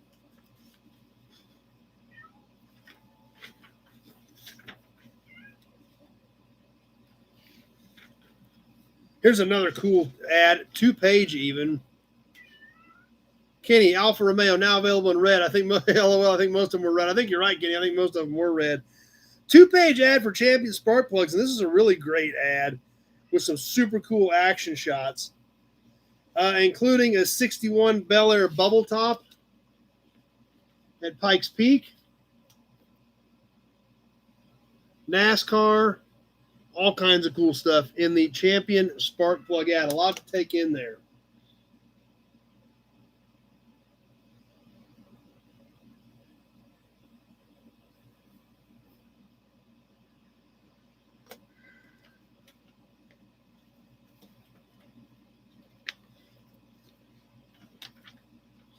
And obviously, since they had a full article on it, what better opportunity than to run an ad for the new 1962 Corvette? Great action shot out on the open road of the 1962 Corvette, since they had the comparison article in here with the XKE.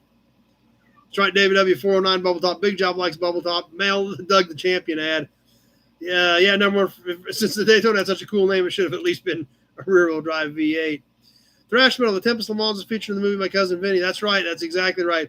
The 63 Tempest, My Cousin Vinny. I think everybody knows that. That's such a great, and actually that's actually great for the hobby because everybody knows that so well. That stuff from My Cousin Vinny about the 63 Tempest. That's I think it's great for the hobby because it got so much press out of that. But you're exactly right. That definitely made it very well known. Front-wheel drive Dodge Rampage, absolutely. Those were cool, too. And what was also kind of odd is not only do we have one Studebaker ad, we have two Studebaker ads. The Gran Turismo Hawk. Two Studebaker ads in a sports car magazine. Kind of odd. Not exactly something you always think about, but there it was in December 61, Studebaker ads in the sports car magazine. Thrash Metal, yeah. Marissa Tomei did an outstanding job in that scene. There's no doubt about it. Yep. Thrash Metal says, liked hearing the pretty lady explain it, and she did a great job. But the Gran Turismo Hawk and the Lark Daytona both advertised in a sports car magazine for the Studebaker Corporation. Not something you would typically think about, but definitely it was happening at that time, in that time period, and they were making things happen or trying to make things happen in the sportier car world. Little did they know, or any of us know, that they had only a few short years left at that point. Next ad, this is a Chrysler ad about the Slant 6, but it's actually talking about a model. Revell made a model kit and is talking about the model kit as well as their Slant 6 engine, the Leaning Tower of Power. David has a 64 GT. Cool. Those are cool. Scott on Facebook, I looked up the Cheetah car hauler. Lots of pictures, and it's butt ugly. So you can look up Cheetah car hauler and find out all kinds of stuff, more pictures of that car hauler. Bill Disk would love that. So this actually talks about a model that Revell did on a kit of the Slant 6, but this article is actually a Chrysler Corporation article about their Leaning Tower of Power, the Slant 6.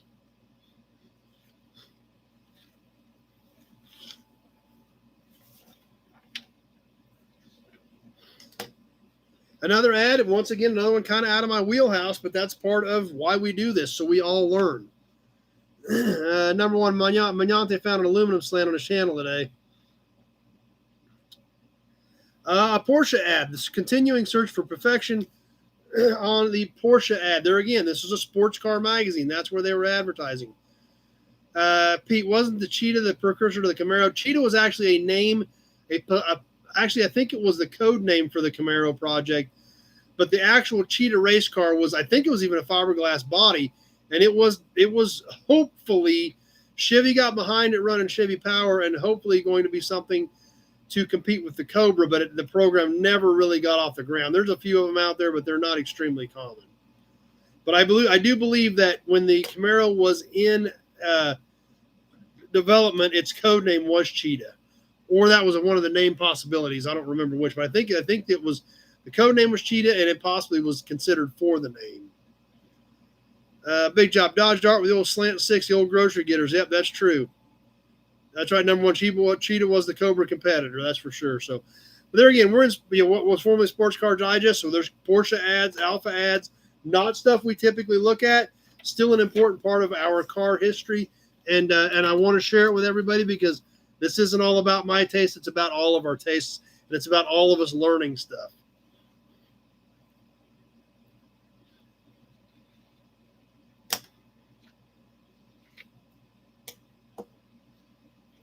The next ad we're going to check out, and I love this ad because I think these are absolutely great-looking cars. Tweedledee had a 69 Dart with a stock 273. Number one, Cheetah rear wheel center line was also the center of the driver's head position. Okay. This next ad, like I said, I've always thought these cars were beautiful. This is actually a drawing, not most of the stuff is all action pictures by now. This was still artwork. On the 1962 Oldsmobile Starfire, Glamour and Go. That's Oldsmobile Starfire, the new class of car that sparkles with distinction. Stunningly styled inside with leather-appointed bucket seats and sporty center control console. Something extra in performance, too, with a blazing 345 horsepower Starfire engine and a stick-operated 4-speed Hydromatic. An adventure in motoring excitement awaits you in the limited edition Starfire. Check that thing out. I always thought these were great-looking cars. Ozark Fox, my first car was a 61 Lancer. I bet it had a leaning tower of power, too. Jason had a 72 Dart Springer. At least that had a 318 in it. So, yeah, this 62 Starfire is a really, really sharp car. I've always thought they were a great-looking car. I always thought it was a car they did an awesome job on.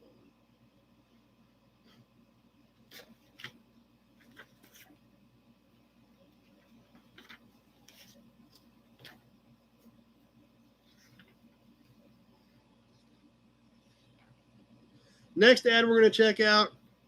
This is kind of cool. And it's a little bit different. It definitely catches your eye. For toys, actually, kind of.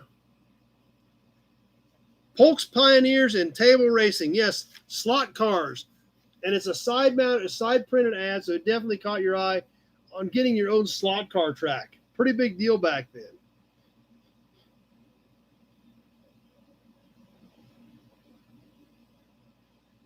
Different ways you could order them, different information. But Bill, this is, yeah, they bring big money now.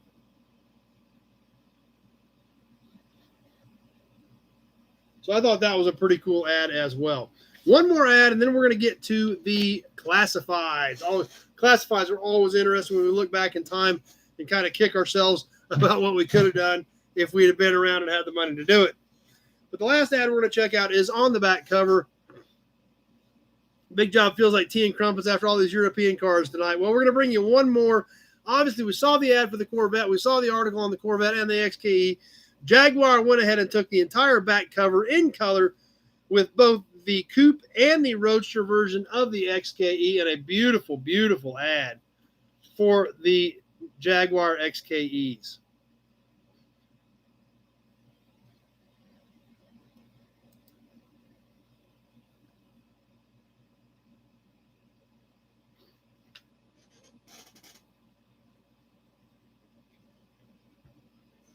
Now, let's get to the classifieds.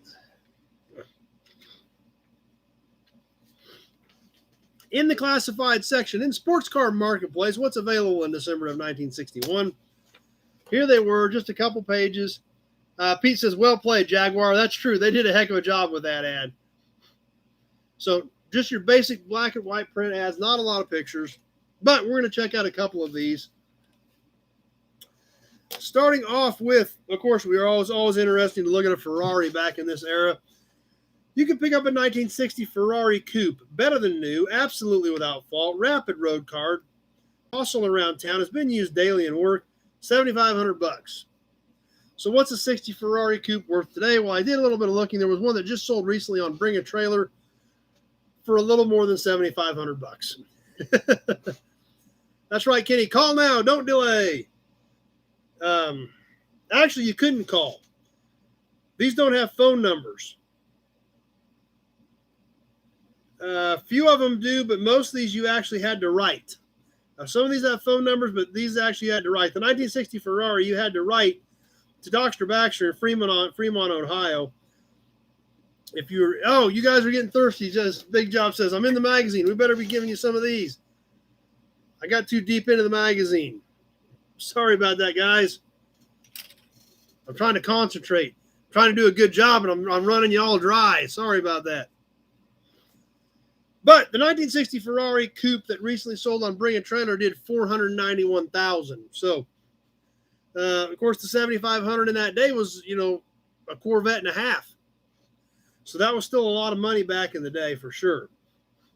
But the real kicker in this magazine, in this classified, there's only about 10 cars listed, and most of them don't have much information.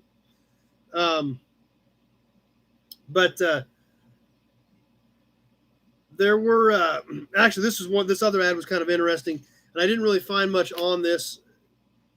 That's right, Bill. This is everybody felt like got dehydrated.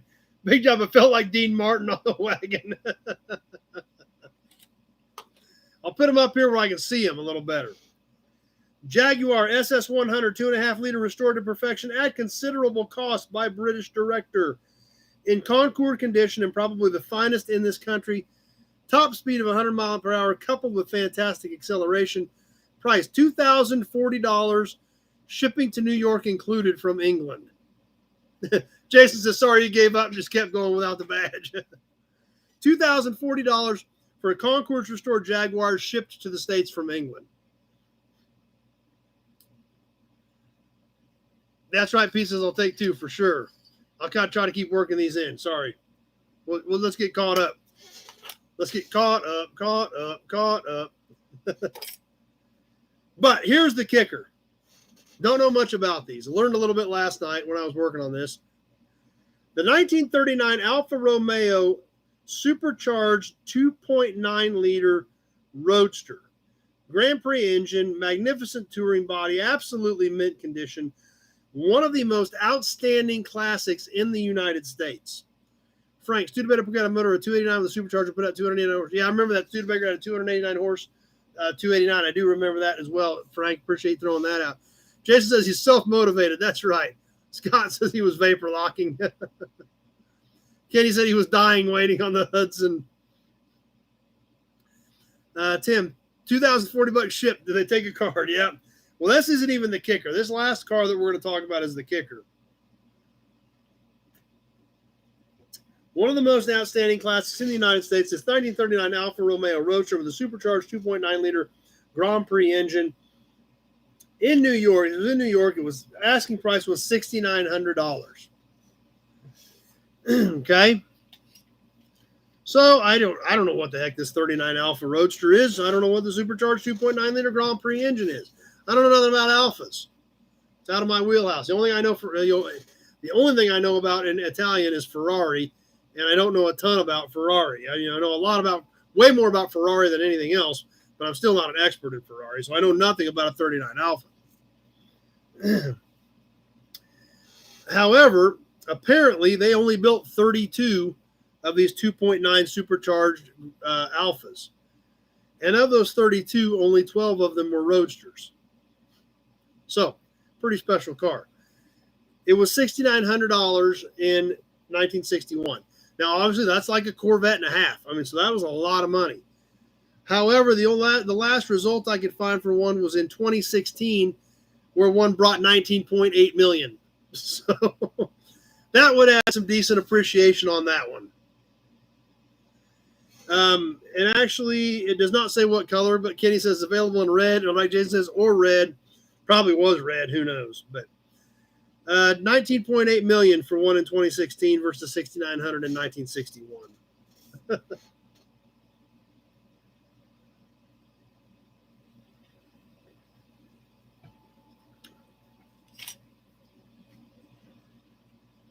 Oh, Auburn badge. And the rest of the classifieds were really wasn't anything special, just, like companies advertising their aftermarket parts, things like that. So embroidered car emblems, buy war surplus, that type of stuff. Nothing, order your rally dash plates. So nothing really super exciting where it really listed something specific to really sink your teeth into. That's right, Ozark Fox. It could be the same car. There was only 12 of them, so there isn't exactly a ton of them out there to choose from. But anyway, that will pretty much catch us for the December 1961 Car and Driver with the Cheetah race car hauler on the front. Hope you guys enjoyed it. Like I said, it's a little bit different. We did some sports car stuff in there, the Jaguar stuff, the Porsche stuff, the Alpha stuff. That's definitely out of my wheelhouse, but it may be in the wheelhouse of some of you guys. This is about all of us. It's not about what I like. I'm not just going to ignore something because I don't like it, but it's about all of us. I hope you guys enjoy it. I really try hard to keep some diversity in what we're doing, so we're not looking at Camaros or Chevelles every week. I try to mix it up so we're looking at different things. So Pete dug it. Pete says it's a great choice. I appreciate that. Like I said, I don't just randomly grab something. I try to think about different things, what we can look at, what we can engage with, where we're going to learn something. Because, that's the kicker. You got to learn. Everybody's got to learn. You're learning something every day. That's what makes the world go around. I appreciate lots of good support for the magazine. Thanks. I appreciate everybody. That's right. Ford versus Ferrari was a great movie. I love that as well. David, I was glad to see Studebakers in there. Big Job says maybe that's where Bad Chad got some ideas for his Green Goblin. Could be. So I'm really glad that you guys supported the magazine because it's different. It's not the same stuff, but that's also good. Not the same stuff is also good. So, Tim, first night I stayed this late. Glad to see the extras. Glad you did, Tim. I hope you're enjoying it. And like I said, every week I build this. I worked until close to midnight last night on this thing, trying to do a good job for you guys. This is December of 1961. 50 cents on the cover.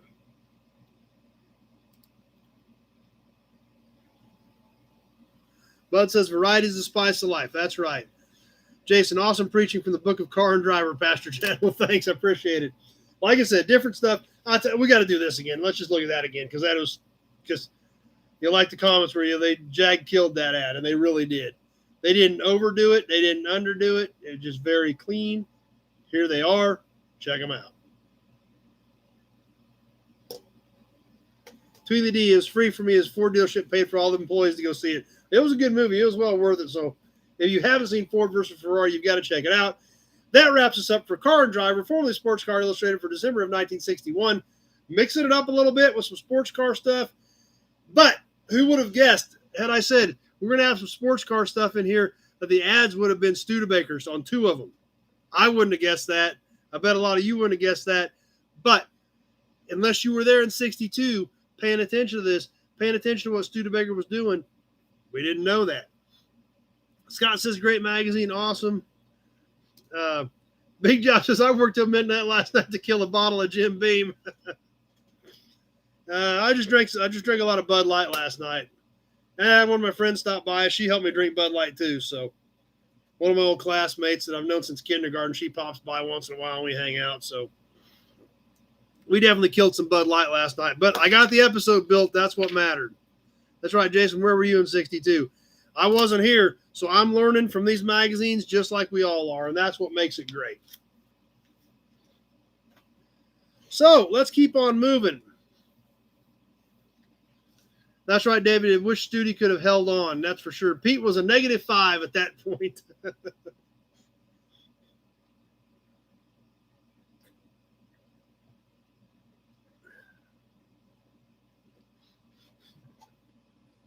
let's do some trivia. Let's talk about the raffle. Let's talk about some new inventory. Let's talk about what's coming up for videos. This week in trivia, it's a tricky one. We're going to do another one of these little tobacco tins. Anybody got Prince Albert in a can? Yeah, well, you better let him out because here he is. Yeah, one of these little tiny little tobacco cans, which are still kind of cool. They're not as cool as gas and oil, but they're still pretty cool. Anthony was one, so that's right, American Graffiti reference. That's for sure. That's talking about 1962. So Prince Albert in a can. We'll see if we get a winner tonight. It's a little bit tricky, but I don't know. Number one, some of you guys are getting pretty good at it. But this one I know is tricky. I made it tricky. So we're going to see what happens. As always, as soon as number one's still going to back off. He's going to give everybody else a chance. So as soon as I end the question, I will set the timer. You've got 90 seconds. The reason we do this is because before, when I did not put on a timer, we just had people sitting there scrolling through videos trying to find it, and we sat here for like 5 minutes doing this until somebody came up with the answer. So after I finish the question, I will set the timer for 90 seconds. And like I said, it is tricky, but maybe somebody caught it. In the barn digging video, right before I dove into the barrel of license plates, where I pulled out the whole handful of plates out of the barrel, I had a black case. What was on that black case? We are going for 90 seconds. It's kind of tricky. It wasn't on there very long, but you could see the company name on the black case. What was it?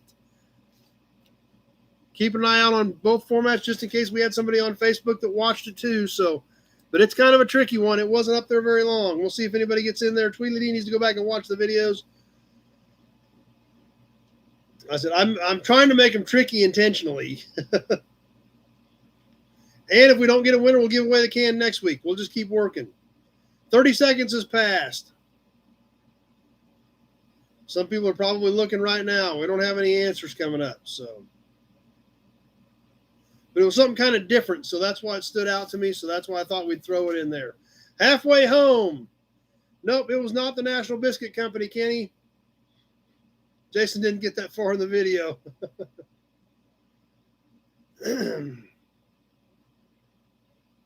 Not 7-Up. 1 minute has passed. We're down to 30 seconds.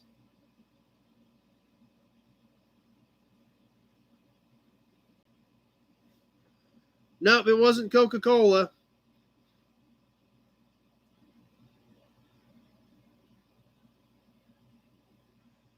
Just about done. Maybe I tricked you. We'll see.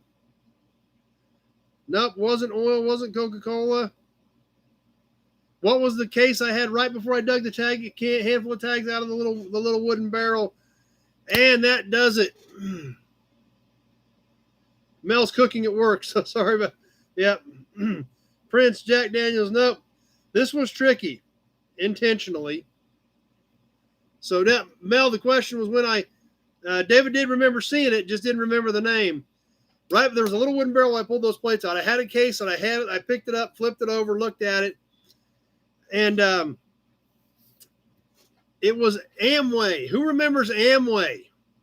The sales pyramid type thing that was really, really big years ago. It was an Amway case. So something kind of different, something kind of tricky. But, I mean, I remember Amway. I mean, I remember people selling Amway. I never had anything to do with it, but I remember hearing about it. I didn't know if anybody else remembered it or it was big in other people's area. But that's why I thought it was tricky. Oh, Scott says multi-level marketing. It wasn't a pyramid scheme. It was multi-level marketing. There we go, Scott. Glad you clarified that for us. Our tour fiddler, Amway, nightmare. It was a nightmare from the old days on tour. Kenny says pyramid scheme. Mel, our NFL, it got me again. Yep. Big John remembers it was a salesman's case. Fiddler says it was a pyramid scheme for real. Multi-level marketing, and I'm not doing it. It was a pyramid scheme. He says his mom sold Amway. So anyway, but there again, just look what we just did. Just by that one little word on that one little case, we've got a whole conversation going about it. Some people have good memories about it. Some people have really bad memories about it. But there again, that's why we're here. That's why we do this. Not exactly car stuff, but we still kind of accomplished the same thing with it. But so we'll save the can for next week. Not a problem. Put it back here on the shelf. Save it for next week. Big Job says Amway is still around. That doesn't surprise me. I don't hear near as much about it as you used to, but I definitely used to remember hearing a lot about it, back in the 80s.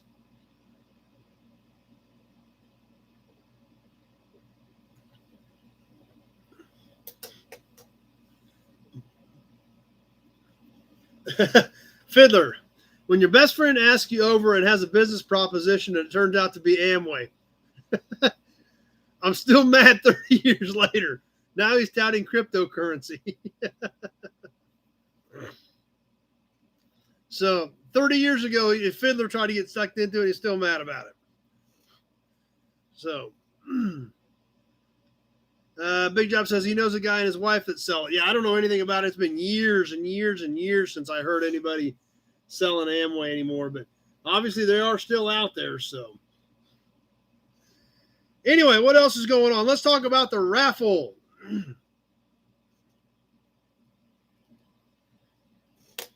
Like we talked about, the Miracle Power clock does need restored. Actually, Fiddler, I do remember Fuller Brush. There's a reason I remember Fuller Brush. It is literally right here. It is based here. It is based in Great Bend, Kansas. The plant is 2 miles west of town. My daughter actually did her internship there this summer. So Fuller Brush is actually based out of Great Bend, Kansas. It's owned by a Canadian company now, but the plant is still here 2 miles west of town, right up by the drag strip, running every day. So, yep, I know Fuller Brush well, know all about it since my daughter worked out there all summer doing an internship in their plastics division. Tweedledee D says he remembers in the 70s. Remember Tupperware parties? Yep. The Fuller Brush man? Yep. So, yep, Fuller Brush is actually alive and well, still cranking out a ton of products. The Fuller Brush man jokes, yep.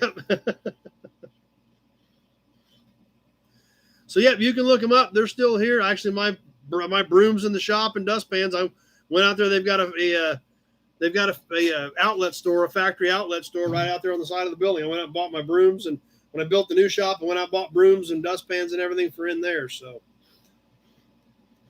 but anyway, on to the raffle. The Miracle Power clock. This does not work. It does need to be restored. Kenny, don't be auctioning Fuller brushes next Sunday. I don't think we'll be selling any brushes. Cornerware, that I don't remember. David W. says that's cool stuff. Fiddler, my mom bought a bathroom brush and a bunch of other stuff every year. The stiff plastic brush really stung. My dad refused to use it. My mom used it on me when I was little. That's cool. They're still around, says Big Job. Yep, they absolutely are. Number one, how many kids look like the Fuller brush salesman? Yep. Bud, door-to-door vacuum salesman. Yeah, I remember hearing about those too.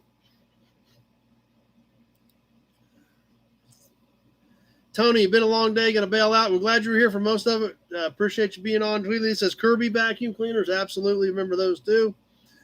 But the Miracle Powers clock. This clock, I can't remember the name. I had it down the other day. This is interchangeable. This slides out. So they made these for a lot of companies. You could actually put your own lens in here or stick with the Miracle Power. This Miracle Power does have some breaks in it. I've got some packing, some clear tape on the back holding it together. It's not falling apart, but it does have breaks in it. It is still one piece. But, I mean, you could actually slide that out and slide in something else if you wanted. You see this does have a light bulb in it. The wiring and everything in it is shot. The light does not work. The clock does not work. The metal housing is in good shape. It is good and solid. The clock face looks nice. It is a beveled face glass clock. Number one, a Fuller brush for trivia prize would be awesome. Maybe I can pick one of those up and for a trivia prize. Carpetbaggers. Don't remember much about carpetbaggers. Fiddler, do you remember when the TV repairman came to your house with a truck full of tubes and testers? I don't remember that, but I've heard of it, So, who's in? Big Job says the Sears TV repairman. Tweedledee shipping has to. That's right. Yeah, I'm gonna have to pack it good and ship it down. I'll probably take this out, put it like in a separate little box, then pack this, and then put the little box inside the big box. So, who is in the big Buick oil can as of right now?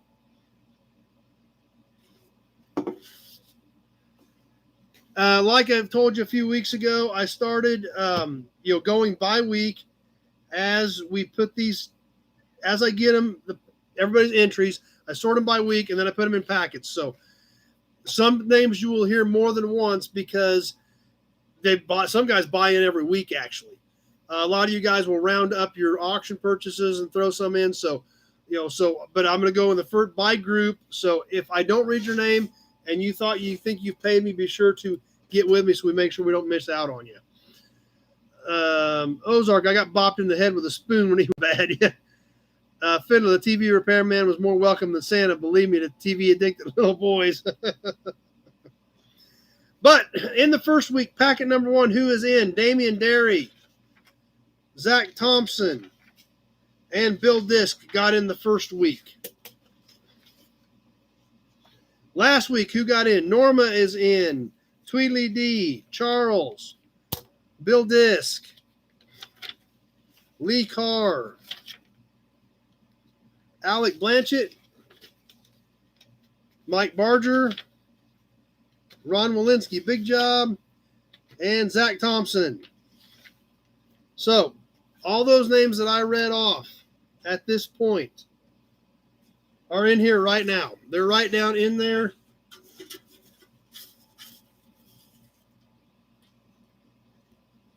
All those names we read off are in there right now. Now, when we get to 1 million views, whether that's next week, the week after, or 10 years from now, which I hope is not that long, we're going to grab some out of here and do some extra drawings. Those will be bonus drawings. You can only win once in the bonus drawing. However, you do not lose your chances for the big raffle. You will go right back in here when we're done. We'll probably draw 2, 3, 4 things out when we hit the 1 million views. Give those prizes away, and then those names will go back in the can as well. Jason still has a dimple in the middle of his forehead, probably from the spoon popping on top of the head. Fiddler, the ad for the early ranchero suggested it was great for a tradesman with an upscale image. The ad for early ranchero suggested it was a great for tradesmen with an upscale image, such as the TV repairman. Yep, that's kind of crazy to think about it. Big Job says, pull a name for practice. I don't want to jinx anybody. We'll wait till we hit 1 million views and we'll yank some names out of here and give away some extra cool stuff. But that's who's in as of right now. We're going to give that away. We've got another one of it. We've got another Canadian license plate from the viewer box. The viewer sent me the box. They're doing some extra Canadian license plates to give out to some of you guys. Then we'll give away an oil can. Probably after that, or at least something for the third name out of there. And if we get a ton of entries, we may pull 4, but we usually pull 3. But anyway, that's who's in as of right now in the Big Buick Oil Can for the Miracle Power Clock drawing on September the 4th.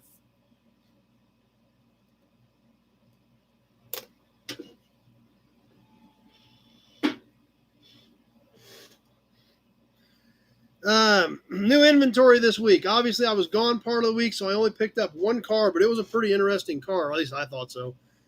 I got a call the other day on a Monte Carlo. I went and snagged it. 1984 Monte Carlo.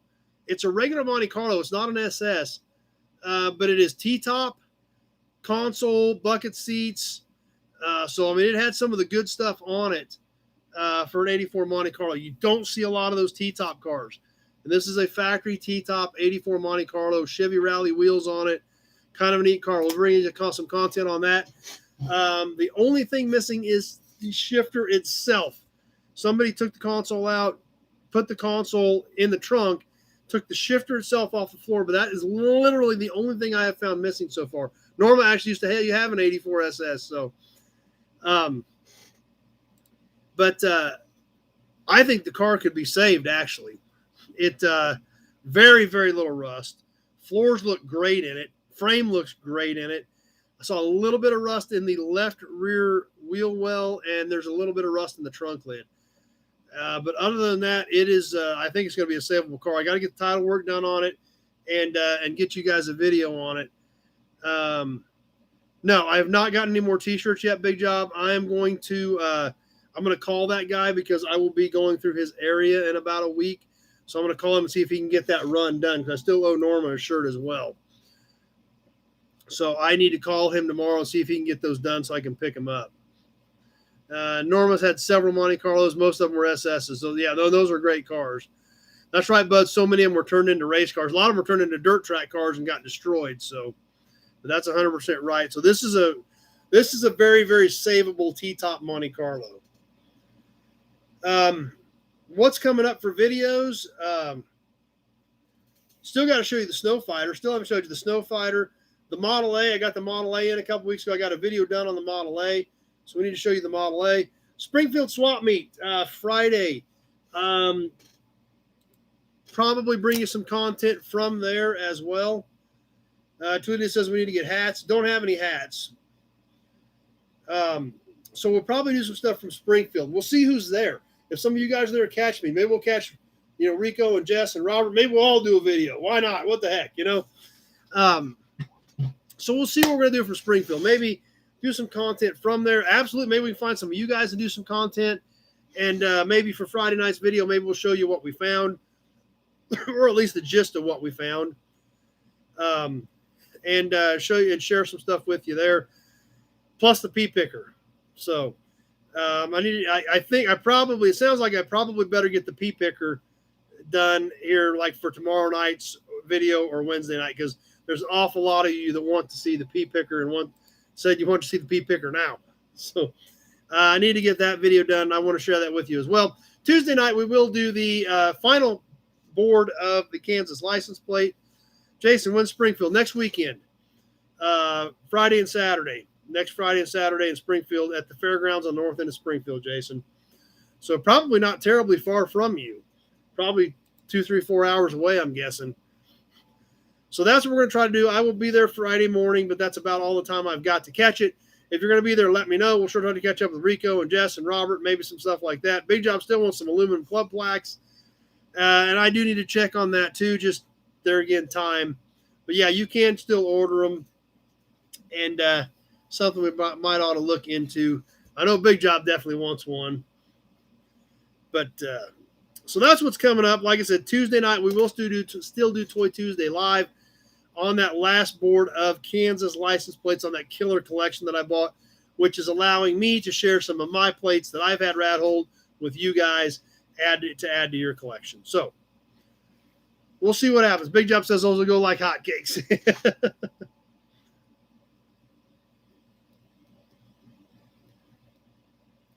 I'm going to write it down again. I probably won't remember, but I'll write it down again.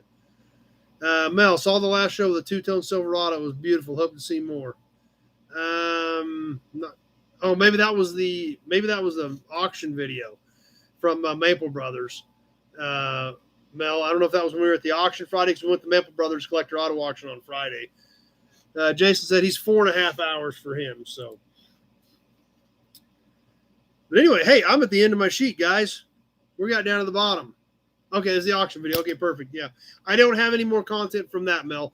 I just shot those two videos that we did, one live, and I shot one video that I posted up. But that's all I've got from the Maple Brothers auction, other than the pea picker that came home with me.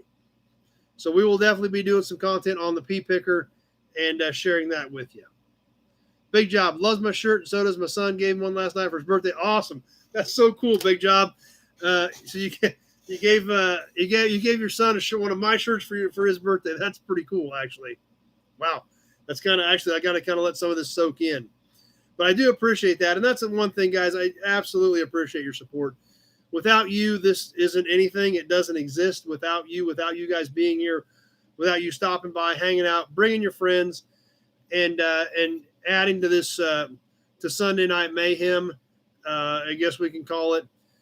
Because it would be nothing with me sitting here talking into webcams. That would be pretty boring. I wouldn't, without you guys, it's nothing. It doesn't exist. So I super appreciate it. I appreciate everything you guys do. I appreciate the participation in the auction, the participation in the raffles, buying the shirts. Tweely, 3.5 hour show tonight. Yeah, actually, I think this is the 4th week in a row. It's been 3.5 hours. And actually, I decontented out of the magazine. I pulled a few things out of the magazine just because of time-wise. So, and then he says, Big Jeff says he loves it. Cool, I appreciate it. Mel says, love the videos, keep it up. Thanks, Mel. I'm glad you're here with us. I know you haven't haven't been on as long of I know you're fairly new to us, but I'm glad you keep coming back. Also, it's too long for him. Yeah, it's too long for me too. But there again, you guys are here. You're participating. You obviously want it to keep going because we're all engaging. So that's what happens. Yeah, we'll see, Bill. I don't know if she'll come back or not. Sometimes she'll disappear for a week. But Gray Kitty, I have not seen her in about a week and a half now. So who knows? But these cats are all strays. They were all strays when we moved them in here. And sometimes they move on. You never know. Let's see. Tweedledee says, still good, Kenny. Money sent for tonight, plus some same with last week. I didn't. I'll double check because I didn't see your PayPal because I don't have you checked off my list. I must have missed it, which sometimes that happens. So I will double check that, Kenny, and make a note here to check you for last week too. And at that point, then I will get you in the raffle. So I will double check that, Kenny. I put the notes on my auction page to go back and look for it and see if make sure that I didn't miss something. Because with all this plus all the parts that I've got going out, sometimes that happens, especially like last week when I had a short week. Kenny, appreciate the vids. We'll keep coming back. I appreciate all you guys. Big job. Longer church session than Billy Graham ever had an audience for. Yeah, but he had a lot more people that paid him a lot more money, I think. So, but anyway, I try to do it right. I try to do a good job. I'm not perfect. I know that for sure. Jason says all the working times appreciated. I appreciate that. Norma, great show as always. Thanks for everything we do. I put time into this. I try to think it through, and I try to be organized, and I try to do it right for you guys. And I appreciate the support and you guys being here and encouraging me to do it. Tim Page, pretty new here. Like the variety. Someday maybe I'll have a couple bucks to try an auction. Perfect. And Tim, that's why some of these, some of this stuff is some of those cans. Well, that one can bundle was 40 some bucks. That's $15 a can. So I try to, keep some of that stuff in there in that $20 range because I want everybody to play. I know not everybody can come out here and throw $200 down. And, so I try to mix in some $20 and $30 stuff with the $100 and $200 stuff. So please keep that in mind, Tim. And I do try to work that in. So Oldswell says, perfect. Big Job says, we'll get you there. Awesome. I appreciate that. Fiddler, I named my outdoor gray kitty Lady Jane Gray. No one at the vet got the reference. Dennis says, good show. Pete says, enjoyed it again. Everybody have a great week. And that does it for me. Bud says, Norma says, truly enjoy the show. I appreciate that. Never in a gajillion years if you had told me 10 years ago that part of what I do would be sitting here hanging out with what is turning into a pretty good sized crowd every Sunday night, hanging out with me on a computer, talking about old cars, doing this, going through an episode, talking about an old magazine. And what are we doing? And this is the beauty about this whole thing. The entire thing, your guys' feedback, your guys' comments, the magazine, the badges, the history. We're all learning every single night. We're all learning something. Because when you quit learning something, you don't have a very bright future ahead of you because you're probably not around. We're always going to be learning, and that's what we're here to do. Let's see. Old school, I named my outdoor squirrel Gray Kitty. Jason, American Auto Revival Service at the Church of Nobody with Pastor Chad. There we go. The American Auto Revival Service. Scott, another great Sunday show. Thanks. Your Dan says, great show. Appreciate it. Bill, same. Thanks for the show. Big job. Great show. Jason says, keep it alive. We're trying. Tim says, there's great. And that's great, Tim, since you're fairly new here, that you like the interaction and the variety because that's what it is. Fiddler, I'm always forgetting what I learned before. That has a tendency to happen too. But like I said, without you guys, it isn't anything. I do my best to do a good job. I know I've talked to you, a lot of you on the phone over various things over time, and I'm always asking you what we need to do better. And that goes for on here as well too. If I haven't talked to you on the phone and you have ideas, throw them out there. That's because this is about all of us. It's not about me talking about what I want to talk about when I want to talk about it. So if you have feedback, that's why we added the promo card. A lot of you guys love promos. We had several people keep asking about promos. We added that segment. Jason says his wife says, I need a caller. the Pastor Chad needs a caller. Have oil will travel says big job. So I do appreciate it, and that's what it's all about. It's about us. It's about us as a group. It's about us as a group learning, sharing our knowledge, and having a ton of fun doing it. That being said, I am going to wrap up. That's right, old school. And that's another thing, the auction deal. I'd been thinking about the auction. I'd been thinking about it. I had it in my notes, and I didn't think we could do it. And old school said, try auctions. I said, I'm thinking about it. He said, try it. And so old school was the one that encouraged me to, like I said, I had it in the back of my head. I just didn't think we had enough people to do it right. And old school was like, no, try it, do it. It'll work. So we tried it, and it worked. And that came from, like I said, I had the idea. I just didn't think I didn't think we were there yet. Old school said, do it. And he was right. And it worked. Big job. Thanks for the planning and the entertainment. I guess it's entertainment. I guess hanging out with me is entertaining for you guys, but I hope you see it that way. And I hope that you guys are enjoying it. So like I said, I'll keep an eye on comments for a few more seconds here as we get ready to wind this thing down and wrap it up. Scott Deal out from SoCal. So glad you were on with us. Glad you hung out with us for a while. And I hope you had a good time, Scott. I don't know if you're in relation to Jeff Deal or not, but the funny car racer, since you're from SoCal, because that funny car runs out of Southern California as well. So Bill says, have a good week, everybody. Big Job says, here's Johnny. Yep. That's another thing I'm kind of flabbergasted by the here's Johnny thing. I don't see myself as near as that quality, but I hope you guys feel that it is good quality. So just says later, Scott. So, yep, everybody's signing off. And with that, I'm going to go ahead and get ready to wrap up. I'll keep an eye on things here for just a bit more as we get ready to wind down. We'll get ready to shut this thing down. Like I said, Toy Tuesday, more license plates. We'll go try to get the P picker done tomorrow or Wednesday, since you guys want to see it. We'll get a new inventory video up Wednesday night probably, and then hopefully do some stuff from Springfield on Friday. And then that will bring us back to next Sunday, 7 o'clock next Sunday night, same bat channel, same bat time, Sunday night live chat. Big Job says, I've been watching reruns lately. Well, I appreciate that. We want to get to 1 million views. I am currently over 990,000 views. Thanks to all of you guys. If we hit that 1 million views, next Sunday is going to be a lot of fun. It may be after that, but once I get 1 million views, we're going to have a lot of fun and throw a little party and give away some more cool stuff. Looks like we're about done. Jason wants one more round of the badges. There we go. Big Job says, hit the like button. Fiddler scene on a t-shirt. Old people don't lose their minds. Young people just no longer know what they're talking about. There you go. That could be it. One more round of the badges for Jason, and we're going to wrap this thing up. As always, thanks for watching, everybody. I super appreciate you being here, making this chat what it is. And we definitely hope to see you back here next Sunday night, 7 o'clock. Sunday night live chat. We'll have some more cool stuff to do. Thanks for watching, everybody, and definitely hope to see you on the videos this week, and definitely hope to see you next week. We hit 1 million views, and we're going to have a lot of fun next week. If not, it may be a little later, but stay tuned. We'll see what happens. Thanks for watching, everybody. See you next Sunday.